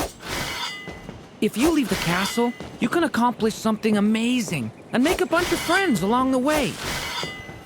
Really? Then let's go! Unable to preserve his story, the little dragon wandered astray. Fortunately for him, a certain prophetess had left behind a prophecy to guide him. The wind took the prophecy and swept it off into the distance, and so the little dragon was shown a path to wander. Following the wind's guidance, the little dragon made his escape. In turn, the prophetess affirmed the little dragon's choice, leaving an extra secret as her parting gift. Now that you've made up your mind, I shall keep my promise by explaining Fate's little trick. Long, long ago, the gods of the high heavens gave the world outside the castle a magic of its own. They called it storytelling. It was a magic of almost unshakable power that governed how people met, grew close, and understood one another. Each person had a story meant for them and them alone, one whose ending was written in the heavens long ago. In truth, your story and the evil dragons are simply two versions of the same tale, and that is something the magic of storytelling cannot abide. Beyond the castle's walls, your story cannot take root, for the evil dragon's tale has done so already.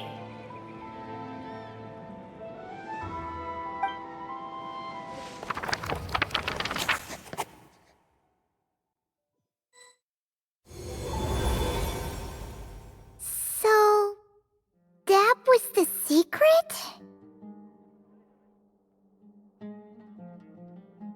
Huh.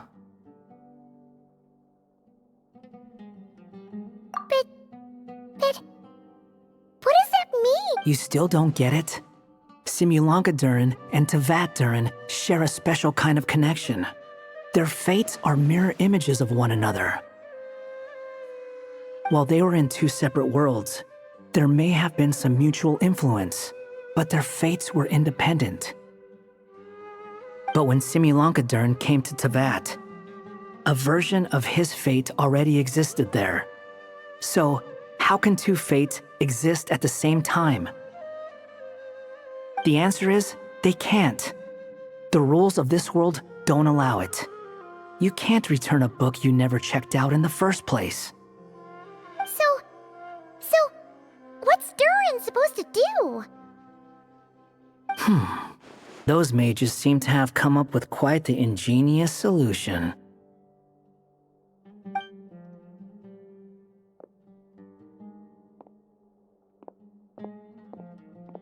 I'm here to make a return. As I said, there's no record of Volume 5 of this series ever being checked out.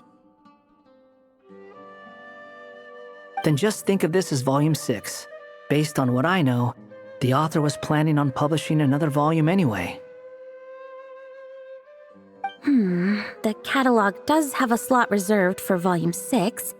So, this is it? Sure, let's go with that.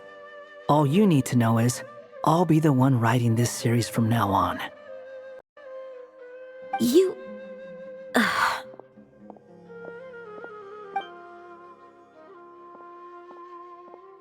What are you up to this time? Remember the red tape I mentioned before? Well, I just took care of it. Now, I guess you'll be off to see your alchemist friend? It should be pretty obvious by now. He has the answers you're looking for. Well, we do have a whole bunch of things to confirm with Rubedo, that's for sure. But didn't Jean say he'd be gone for quite a while? I'll join you. Just let me know when it's time to go. Hat guy? Don't sound so surprised. I'm part of this story too, aren't I? I'm just playing my role. Well, yeah. But it's not that. I just feel like you want to help, but something's holding you back. When I first realized you were being forgotten by the world, I thought it might be because you spent too much time with me. I even thought cutting our ties might be the only way to fix it. Why would you think that?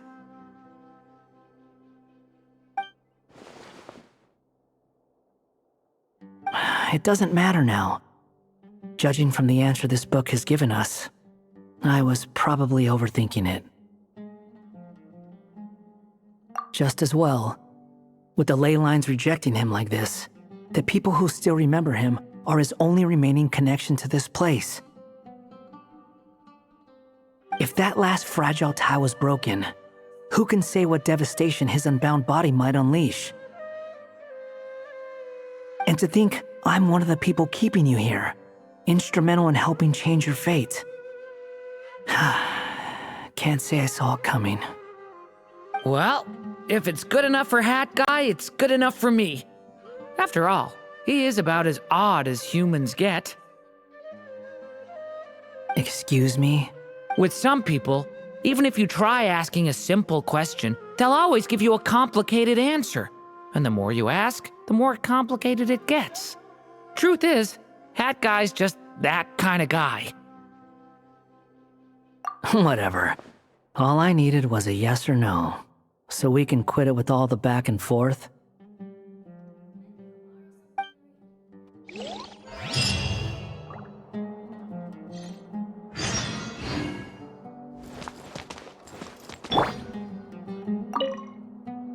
If you feel like stepping back into the story, just come find me.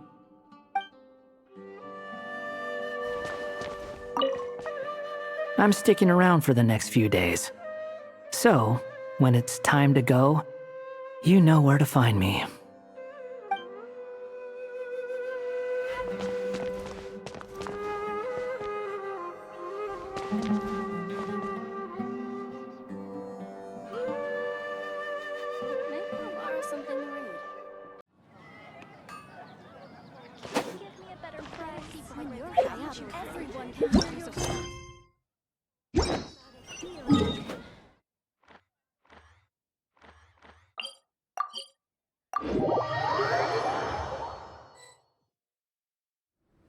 So this is the other Durin, huh? If this had been the dragon that ended up being revived in Mondstadt, there's no telling what kind of calamity that people would have had to endure. So, if you think about it like that, Durin's actually a hero. No, I'm just a little envious, that's all. Not everyone gets a chance to be a hero. Actually, most of the credit belongs to Rubedo. Then again, barely anyone even remembers you at this point. So I guess there's not much left to envy. Ah, so you three still remember Durin. Looks like the memory loss hasn't spread to close friends. Yet. I guess that means my memory of you must still be complete as well. Rubedo. You're finally here! Oh, boy, do we have a whole pile of questions for you! Oh, you're here too? I think I've pieced together some of what happened to him. But what's your take on things?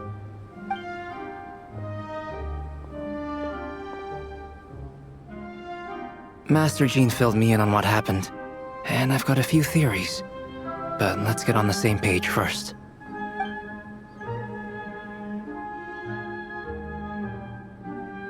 Well, physically, he's doing fine. His body is holding the abyssal power at bay. And there's nothing whatsoever to indicate any risk of collapse. So, from an alchemy point of view, there's nothing wrong with him? The issue isn't so much that the abyssal power within him has gotten out of control. It's that the connection between his will and body is fading. If he ends up losing his conscious will, his body will fall back on its biological instincts. And that's when the abyssal power within it will take over. This book mentioned a witches' gathering. It seems like quite a few of these witches got themselves involved in Durin's case. Which brings me to my theory. Bringing Fairy Tale Durin into this world to replace the Durin on Dragonspine means using one Durin's fate to overwrite the others. But the power of alchemy alone would not be enough to pull off such a feat. It would have required the combined use of Miss Barbeloff's astrology, my teacher's alchemy, and Aunt Alice's magic. After learning of Miss Barbeloff's prophecy, Durin and I finally came up with a way to settle the Dragonspine Durin problem for good. And I took care of the alchemy side of things, which, looking back on it, seems to have been a part of their plan all along. So now, there's only one thing missing. As for the fate theory our friend in the hat just mentioned, I still can't figure out how any kind of magic could possibly influence the fate of Tevat. But I'm certain that the answer lies within this book. So, the reason Alice had us complete this book was to make that magic possible? A form of magic powerful enough to rewrite fate itself. Well, we've no time to lose. I just need to take a look at the book. The next part of the story most likely relates to me, so the memory that unlocks it must be connected to me too. Huh? The giant tree was home to a broken branch, the shape of its splintered arm aligning perfectly with the branch that had burst forth from the castle walls.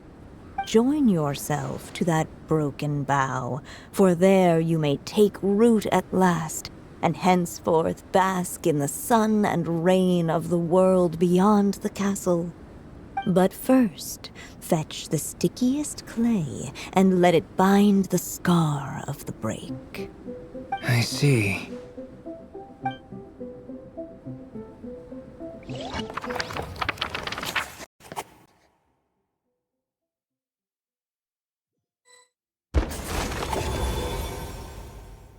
Guided by the breeze, the little dragon arrived at an alchemist's workshop. There he was greeted by a clay figure, a child molded by the sage witch's hands. Though gentle in appearance, he had inherited his mother's cold, sharp wisdom. And he was determined to avert the calamity the evil dragon would bring. And so was his helper, none other than the little dragon himself.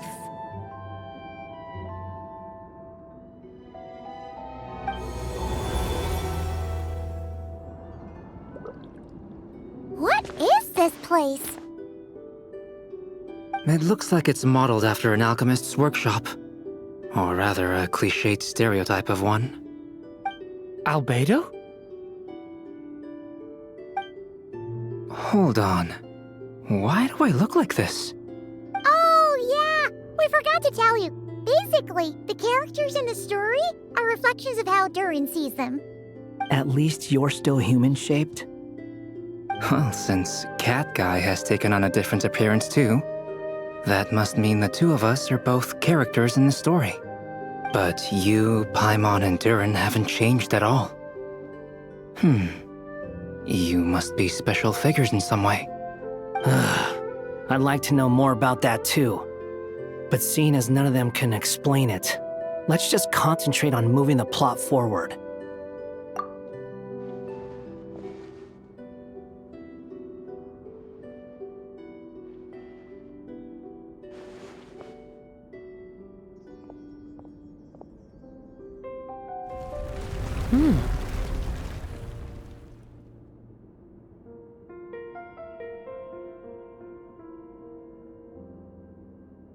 And just like that, the group stumbled upon a hidden passageway.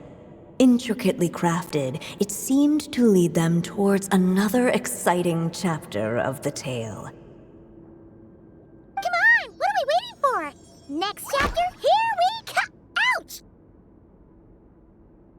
But this was a chapter that had not yet been written. Ahead of them was a storyless void, and they could go no further. What? Then what's the point of having a path here? Sounds like a pretty bad habit for a writer.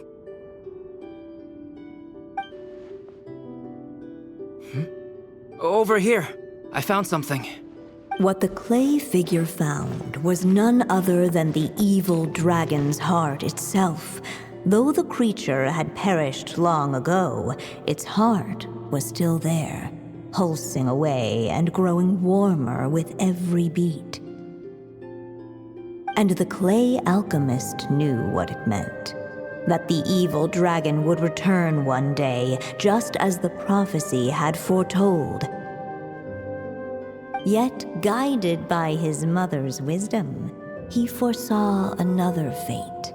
If only the alchemist could bestow this heart upon the little dragon, he might be reborn in the evil dragon's stead. Only then would the evil dragon's heart grow still, and the little one inherit its tale. Sounds like this chapter's about Albedo bringing me to life? If that really was the solution, though, this would have been over the minute I finished the transmutation. So why is Durin still being forgotten? There has to be some other reason. Yeah, I'd like to explore the area a bit more.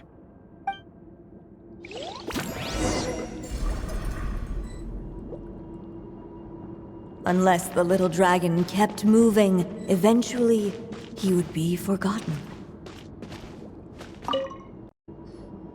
The evil dragon's heart continued to beat, as if waiting for the little dragon to accept it as his own. Looks like we have no choice but to get this done. Whatever happens next, Durin is going to need all of our help. Is everyone ready?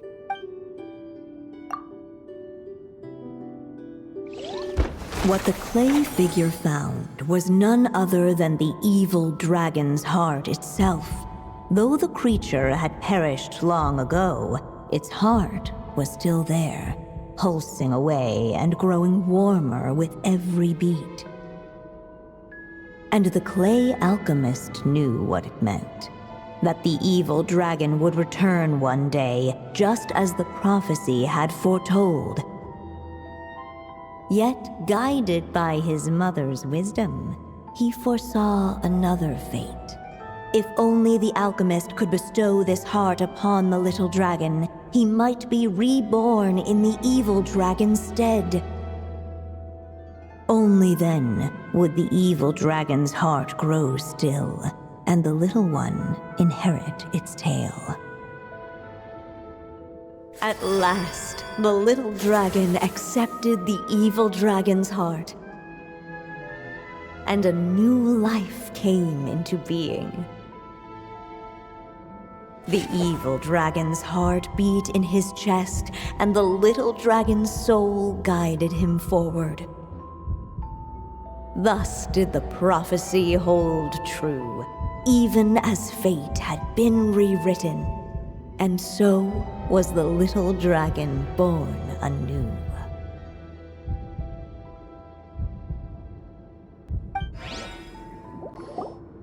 Finally! A happy ending! That must be the last step, right? Woohoo! We completed the story!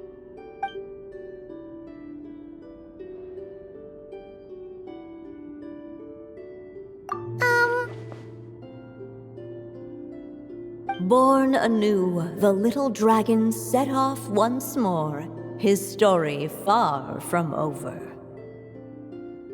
Huh? So, that wasn't the end? What comes next might be the most crucial part of all. The real last step. If fate really is as devious as they say, then I say, show us what you've got. Wow! You're all so serious all of a sudden.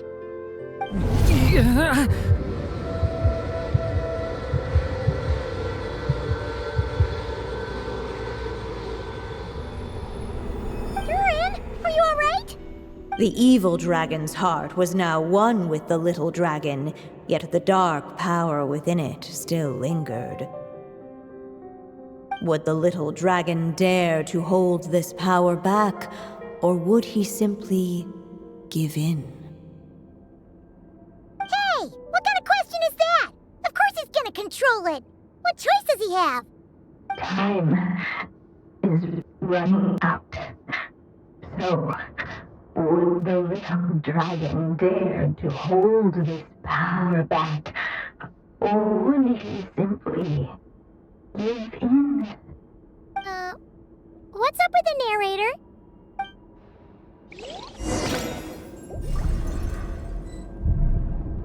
Would he dare to hold this power back?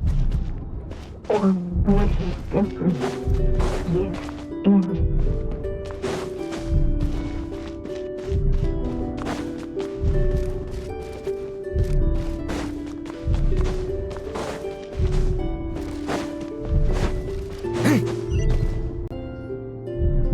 Returning to the castle.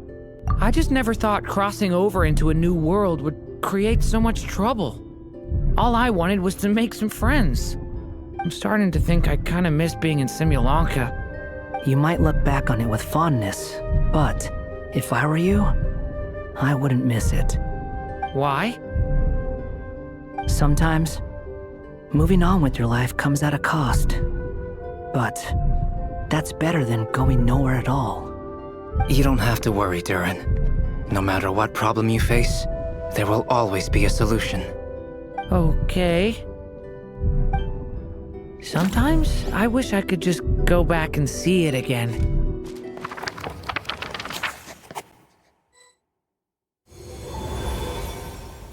As the little dragon slipped back inside the castle's walls, the clamor of the outside world fell away. There was no danger here, no problems for the little dragon to resolve. As soon as his mother finished her story, it was time for the child to drift off into the world of dreams. And so the story ended, with the little dragon fast asleep in his castle, just like he had never even hatched. What's going on? I feel so weak. Hey, what's happening? Durin, wake up! But this can't be how it ends. Durin promised to bring back everyone's memories. There's no way he'd accept an ending like this.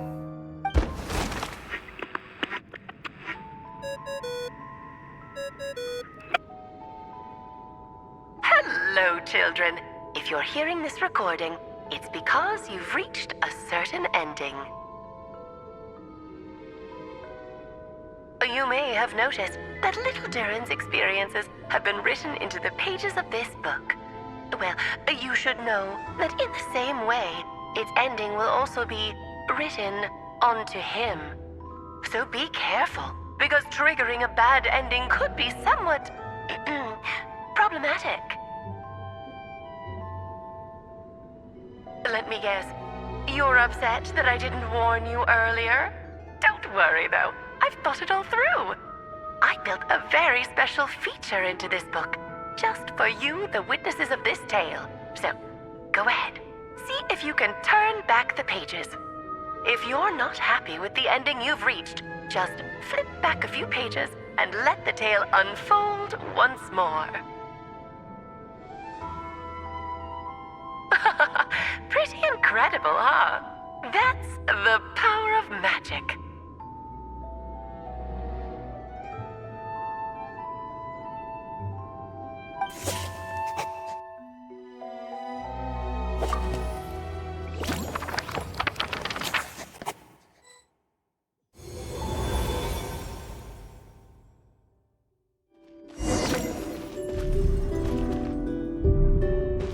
Would he dare to hold the power back? Ahead of them was a storyless void, and they could go no further.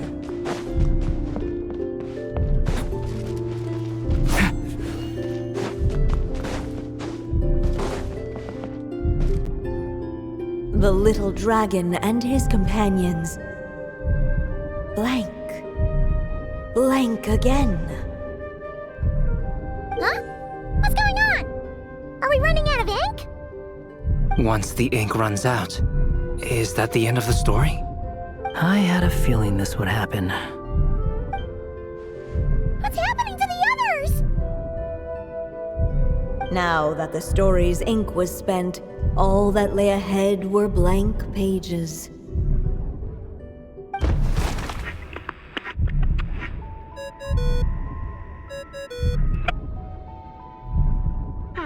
Looks like you've discovered another possible ending. Do not lose hope. You just need to keep searching, for there are possibilities that only you can bring to life.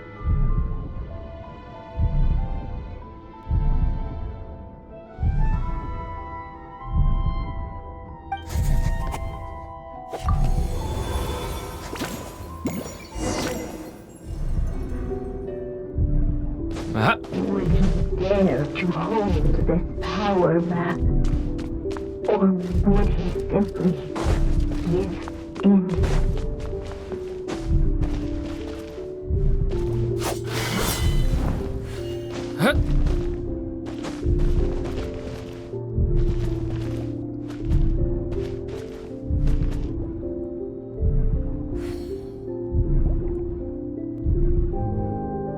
Would he dare to hold this power map? Or would he simply give in?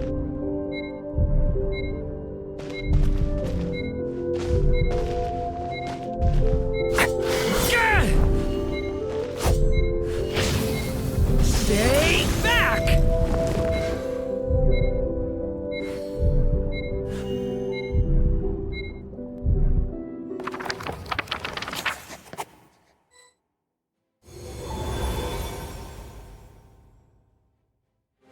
The little dragon was at an impasse, and the dark power within him surged like a tide. Unchecked, the darkness engulfed everything around it, including the little dragon's soul. The little dragon's story faded into nothingness, and in the world beyond the castle, only the evil dragon's tale endured. Is this me? And so the story ended, with the little dragon fading from sight, leaving nothing but the evil dragon's shadow in his place. Oh no! That means Durin! What do we do now?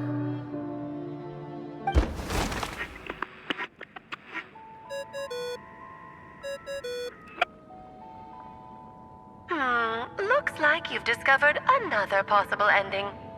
Do not lose hope. You just need to keep searching, for there are possibilities that only you can bring to life.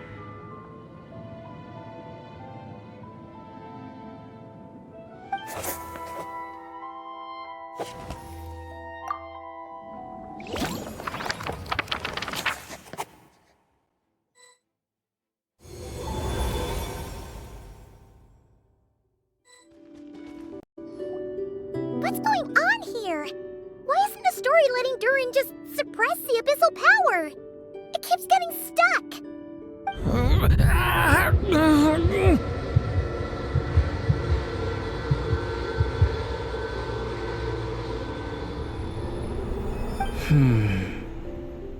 It seems the act of suppressing the power counts as an event in the story. In other words, we would need ink to write it in. So, what now? Did we use too much earlier? How are we supposed to write a happy ending with only this much left? But... Well, this is Durin's story. As long as he's alive and well, why should it end? If there really is such a direct correlation between the story and his fate, I may have a potential hypothesis. Durin was, and still is in essence, a storybook character, written into being by M. From the moment he was born, he has always dwelt within her story. And I suspect that has remained the case, even after his arrival in Tevat. Reviving Durin in the evil dragon's place was an act of grafting this Durin story onto the latter's fate. In essence, that is how his fate was rewritten. But there is a fundamental difference between a being's story and its fate.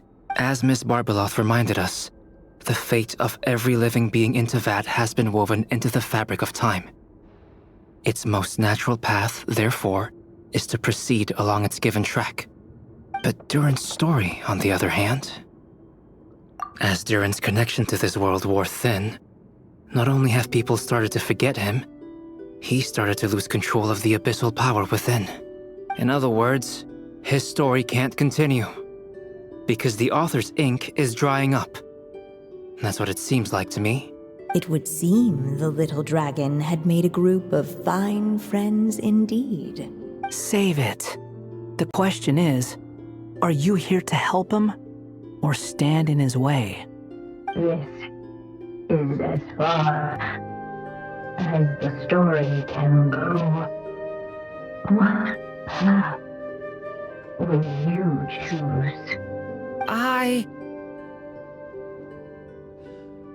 I suppose the final decision is up to me. It's hard to believe I never actually left my mother's story. If that's true, I'd like to go there and see for myself. By there, I take it you mean the blank pages of the unwritten chapter ahead? But we still don't even know how Alice's magic works. If Durin belongs inside the story, then going outside of it to some unwritten part, isn't that too risky? I'm not afraid. I second that. It would seem this is one answer you need to go seize for yourself. So be it.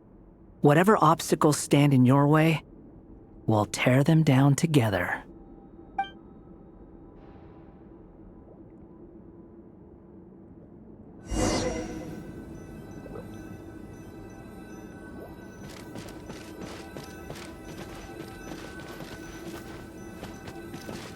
Facing that invisible it was as if the dragon was staring at the uncrossable edge of existence itself.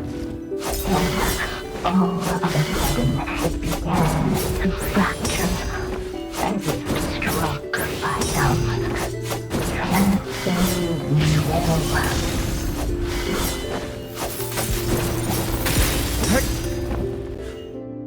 Gotta keep going.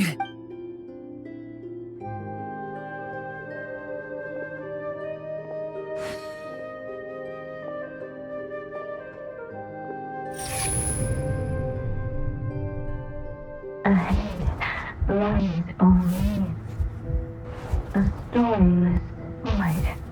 My consciousness is slipping away. Keep going, Durin. A pure soul is your essence, not an empty void. I feel so weak. Stand tall, Durin. You are not some amorphous idea. The body I made for you is flesh and bone. Am I truly alive? Yes, Durin, but you must keep going. You're as alive and real as I am. I can't feel a connection. You're not alone in this world, Durin. At the very least, you have me. I can't remember anything. Who am I? Your name is Durin, and there are many who still remember it. My name is Durin. You're taking too long. Come on, Durin, run! In this world, fate waits for no one. Wait! Where am I meant to go? What am I supposed to do? Go. Make your wish come true, Durin. My wish?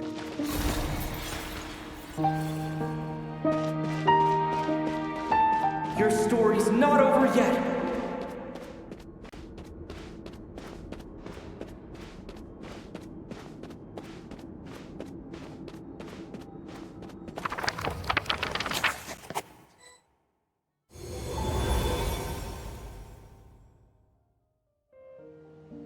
Silence, huh? Have you nothing to say about my proposal? Let me get this straight. You want to graft your story onto this unfinished thread of fate, and in doing so, not only rewrite that fate, but allow the story to live on. Quite the brilliant idea. Still, the story's survival depends entirely on whether the author keeps writing. Exactly. And the moment foretold by the prophecy is still centuries away. I see. I thought my own ignorance might be the problem. That I'd asked more of the noble science of alchemy than it could ever deliver. Or that I had failed to discern the heavenly signs and grasp the secret truth underlying the prophecy. Little did I imagine that time itself would prove to be the greatest hurdle of all. Well, my friend, this has been a most intriguing experiment. And from an academic perspective, at least, I don't think it was a bad proposal. Someday, the prophecy will come to pass. So remember, my friend, much like the stars themselves, there will always be something that transcends the test of time. Thank you, everyone. You've helped me so much already. But, Alice, I still have one final favor to ask of you. Will you lend me your magic one last time, just enough for me to keep his story alive until the prophecy is fulfilled? You mean you want me to extend your lifespan? No, not in that sense. As Rhindaughter once told me, the laws governing life and death are among the most unyielding in this world. I'm well aware of that. Whether it lasts a day or an age, the span of one's life is determined by fate alone. If I tried to breach that law by force, I'm afraid I would lose what makes me human. This is not a path I want to go down. If I am to die, then I shall die a human. So what is it that you want me to do? I would like you to send this pen of mine into the future. I see. Then perhaps there really is a way I can help. I could create a kind of story magic to take over the writing once you're gone. Oh, but for it to work, you would need to provide enough of your own words for it to learn from. How much? Oh, an immense amount. So much, in fact, that you would have to spend the rest of your life writing. And even then, I'm sorry to say, it would not last forever. No matter how much you write, there is a limit to the number of words you can leave behind. But the world itself will never stop changing. Someday, perhaps, even your entire corpus will not be enough for the magic to continue describing this world. And when that happens, the story will end. Still, it's worth a try.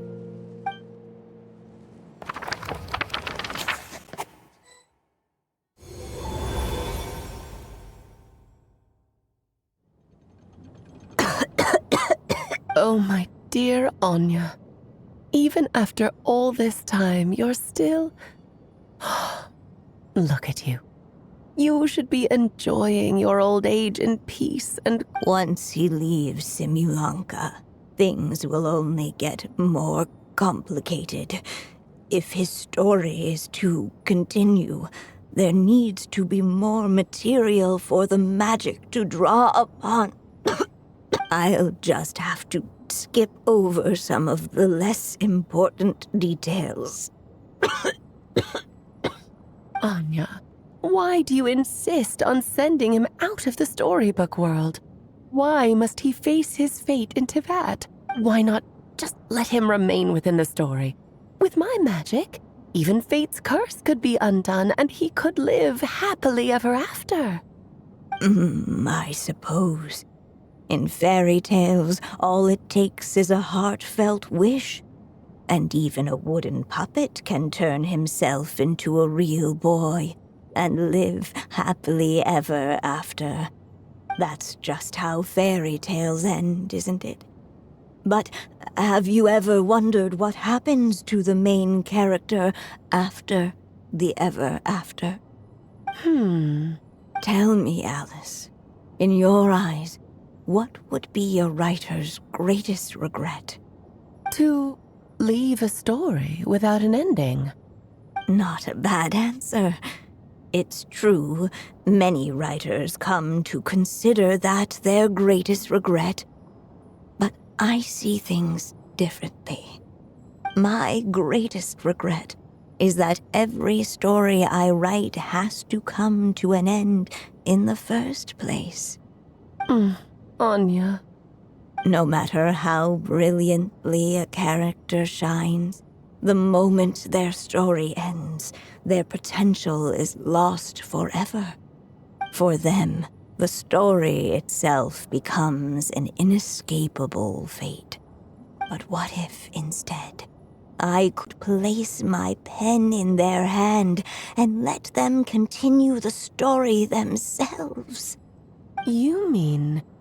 You said it yourself. I can only leave so many words behind. Even with your magic, the idea that I could keep the story going until the prophecy comes to pass is wishful thinking at best. But I've found a way to use your magic to transform some of my finished stories into a special kind of ink. This ink is a magical medium he can use to complete the story the way he wants to. For what is storytelling but another kind of magic? And if he can experience the whole tale himself while leaving behind his own wishes and aspirations, even once he reaches the chapter where I stopped, he'll still be able to carry the story forward on his own. And so, by leaving him this ink, I can entrust him with the responsibility of writing his own story. A character with the power to write their own story. That way, he'll finally be free from the cage that is my pen. And like anyone else living in the real world, he can go on to create a life of his own. And you no longer need to worry about the constraints of my magic. What a brilliant idea, Anya. But there are still risks. First of all, once he arrives in Teyvat, he'll have to rely entirely on the story you left him to maintain his connection to that world. As you gradually hand over creative control, that connection will grow weaker, and at some point, he might lose it altogether. But at the same time, he'll also have the chance to forge that connection for himself. The issue is, this method taps into too many of Teyvat's core secrets. Any overt hints you try to leave will be erased in no time. In fact, it'd be hard for you to leave anything at all to guide them. We still have the story itself, though. I can use that to show them the way. It's entirely possible he burns through all your ink, never reaches the chapter you had in mind, and gets stuck, roaming the chapters of his past. But despite all that, I still believe in what this child can become. His hopes and wishes can be his ink, so he won't be trapped by mine running dry. Oh, what the writer you are, Anya. Your imagination never ceases to amaze. And you do know how much I love a happy ending. You shall have my help, my dear. Thank you, my friend. Well then, my child. Do you understand what you must do? Yes, I think I do. It's my turn to keep this story alive. Then what's holding you back? What will become of you after I take up this pen? I will fade away. There will no longer be a reason for me to go on existing. My child, or your mother, I should say, passed away long ago. The voice you're hearing is nothing but a magical echo that has now fulfilled its purpose. You needn't feel so reluctant to let me go. I know my mother died long ago. It's just, When you lose your mom too soon, it's hard to tear yourself away from the stories she used to read. I guess it's a silly way of pretending she's still here, by your side. Durin. But after coming to this world and traveling it with my friends, facing all kinds of enemies together, I suddenly realized I couldn't just sit around listening to my mother's stories because I'd found a new purpose in life. Maybe this is just what growing up feels like. With all my new friends waiting, it's time I finally set aside my mother's storybook. I'm ready to grow up now, Mom.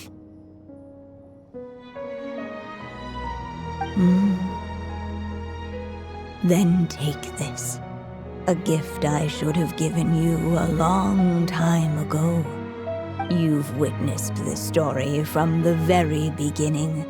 Made your wishes, offered your blessings, and even wrote your choices into its pages.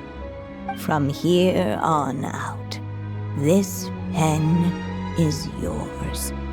Now I ask of you, the other pillar of this story, as both its reader and its witness, will you turn the page so the next chapter can begin?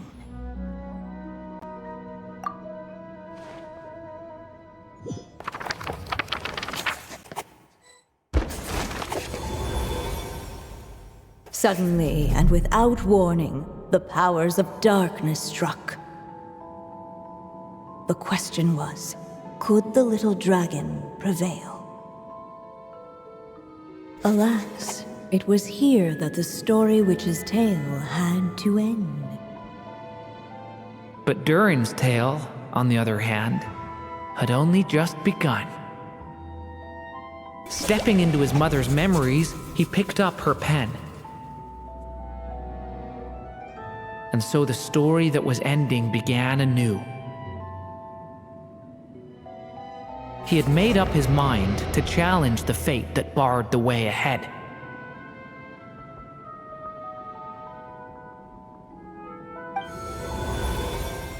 Looks like this is the final step. A chance to strike back at fate? Now that's not something that comes knocking every day.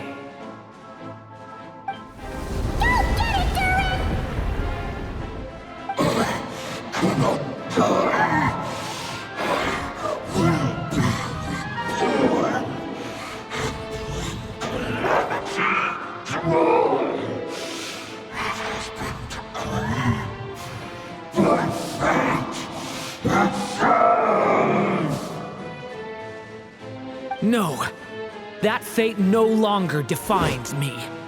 In the end, only my story shall endure.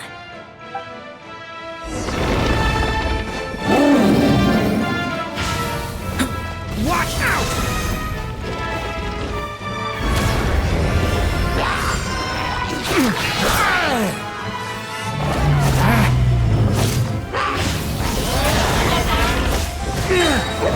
Turning point in space!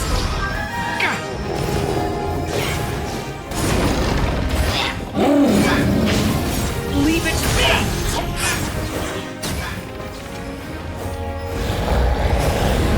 I'm dodging this one. Here, I'll help lift you up.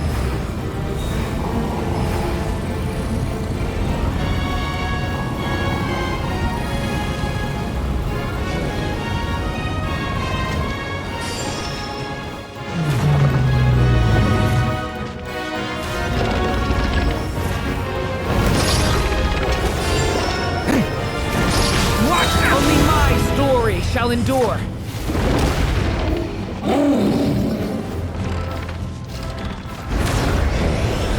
The story has only just begun!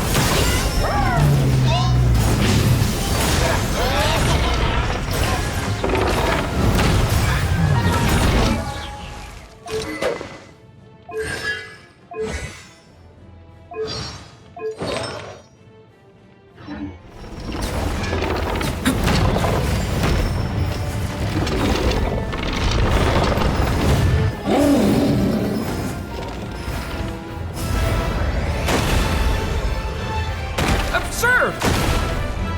Hey! Leave it! Looks like there's nowhere to hide. Here, I'll cover for you.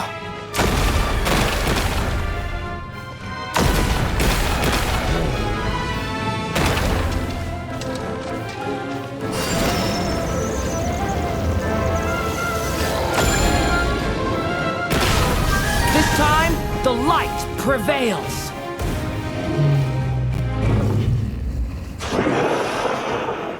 Thank you, Mom. And so it was that Durin defeated the darkness and rewrote his fate. But his story is far from over.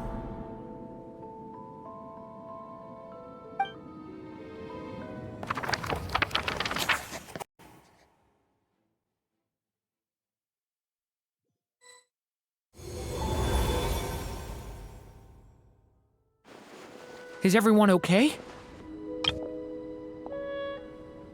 We're fine, thanks. And hey, we all saw how you fought back there. That was I have to admit, I do feel like something in me has changed. I owe you all so much. Without your help, I don't know if I could have ever made it this far.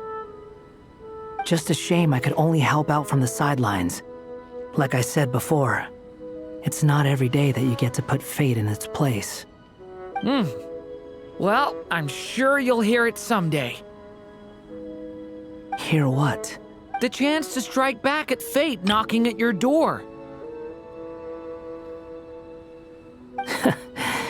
Yeah, maybe someday. Allow me to just check one thing.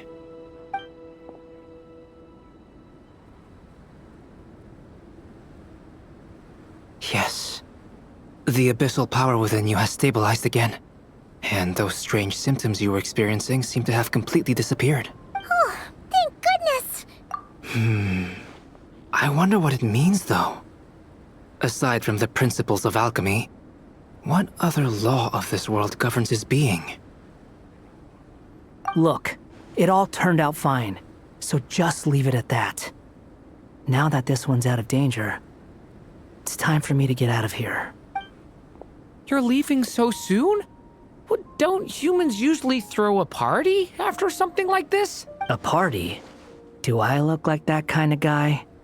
Anyway, come find me again next time you're in trouble. That's what friends are for, right? In a way, though, he is right. This is Durin's moment to celebrate, not the time for academic discussions. Hey, I don't blame you for asking. And honestly, I'd be perfectly happy to talk about it. It's just, I wouldn't even know where to start. It's all right. I'm sure we'll get a chance at some point. After all, your story's only just begun. All right then. Traveler and Paimon, we'll part ways here. Given the extraordinary nature of the things we witnessed today, I need to make sure it's all recorded properly. Okay, see ya! So, it's party time next? Huh?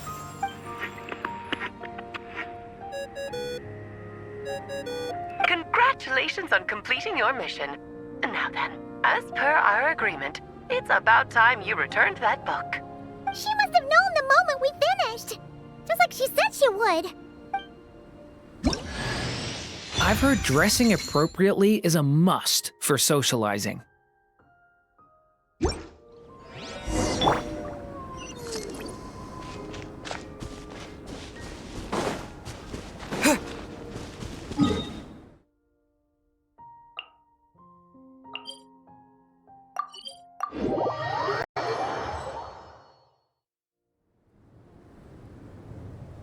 Oh, my writer and witness. It's been quite the journey, hasn't it? You had special plans for the Traveler from the start, didn't you? But of course, that goes without saying. For a story to live on, it needs both a writer and a reader. Only then can my magic take effect. I chose the Traveler as the witness because of the special nature of who he is. It's not easy finding someone with that kind of background, you know. For a moment, I even considered taking the role myself. least it made for an interesting story, right? Huh? What are you doing here, tone-deaf bard? With the Hexenzirkel carrying out such a risky experiment in Mondstadt, it didn't cross your minds that the Animo Archon might be slightly curious? Sorry for the trouble, Lord Barbados. Think nothing of it. I dare say the Animo Archon quite enjoyed coming along for the ride. Now then, as agreed, let us see the fruits of your labor. Here, please take a look. Well. Somehow, despite all my careful planning, it still turned out to be full of surprises. It never even crossed my mind that Rhindotter's child would be capable of handling that kind of alchemy in her stead. When he asked for help with the materials, oh my, I nearly couldn't believe it. If only the others were here too. We could all celebrate together. I'm right here, you know.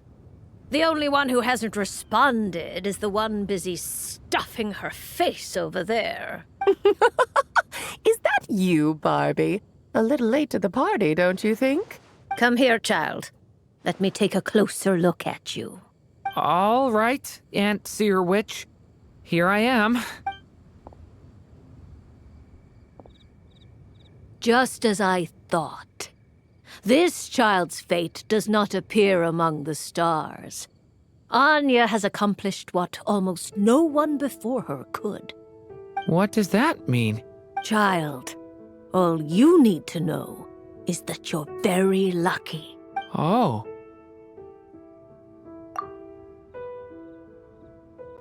Just like how she was in the story, huh? Tell me, little Durin, what will you do next? I, for one, cannot wait to see how your story unfolds. Well, there's so much I want to do. I'm not even sure where to begin. How about settling your most recent regret?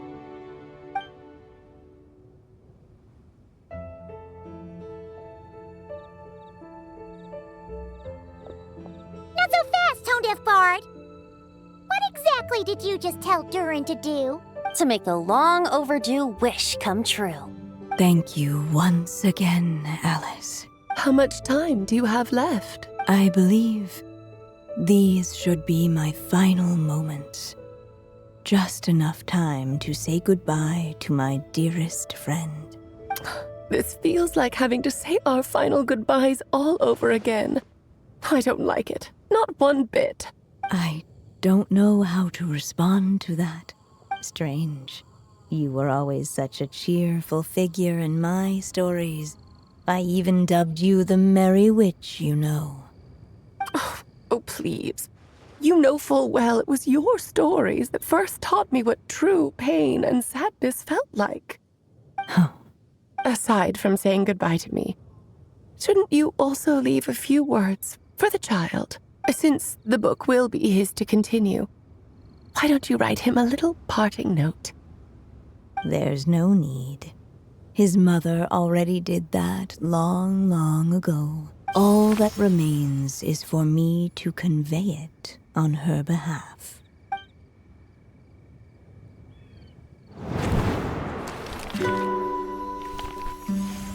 My child, these may be the last words I get to leave you. I've always thought of the characters in my stories as my children, loving each one of them, just like a mother would. But you are the most extraordinary of them all. You alone can defy the fate of this world and write the perfect ending to my story. You alone shall leave these pages for a future I will not see. Still I say to you, fly, my sweet child. Just like a forest breeze yearns for the open sky, head into the unknown and seek an adventure to call your own. If you meet a dragon bright as 1,000 jewels, dance through the air together. You are not alone, for this world has accepted your place in it. Do not lose heart. You still have many wishes left to fulfill.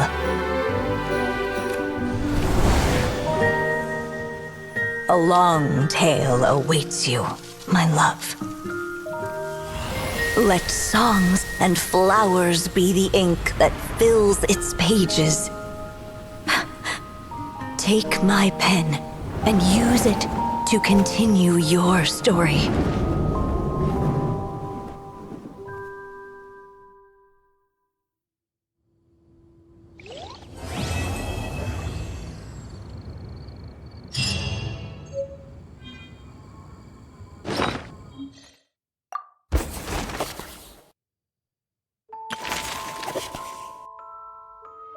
Even a war that shook the world.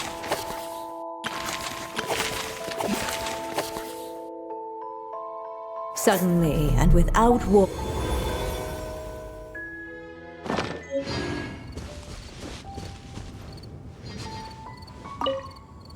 There you go! Your very own copy of the book.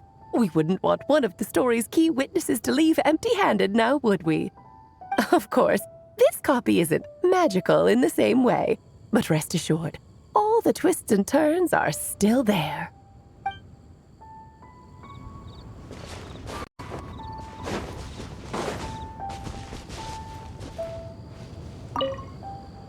And so they flew together, Durin and Dvalin, over the skies of Mondstadt. Who'd have thought such words could ever have described a happy ending, huh?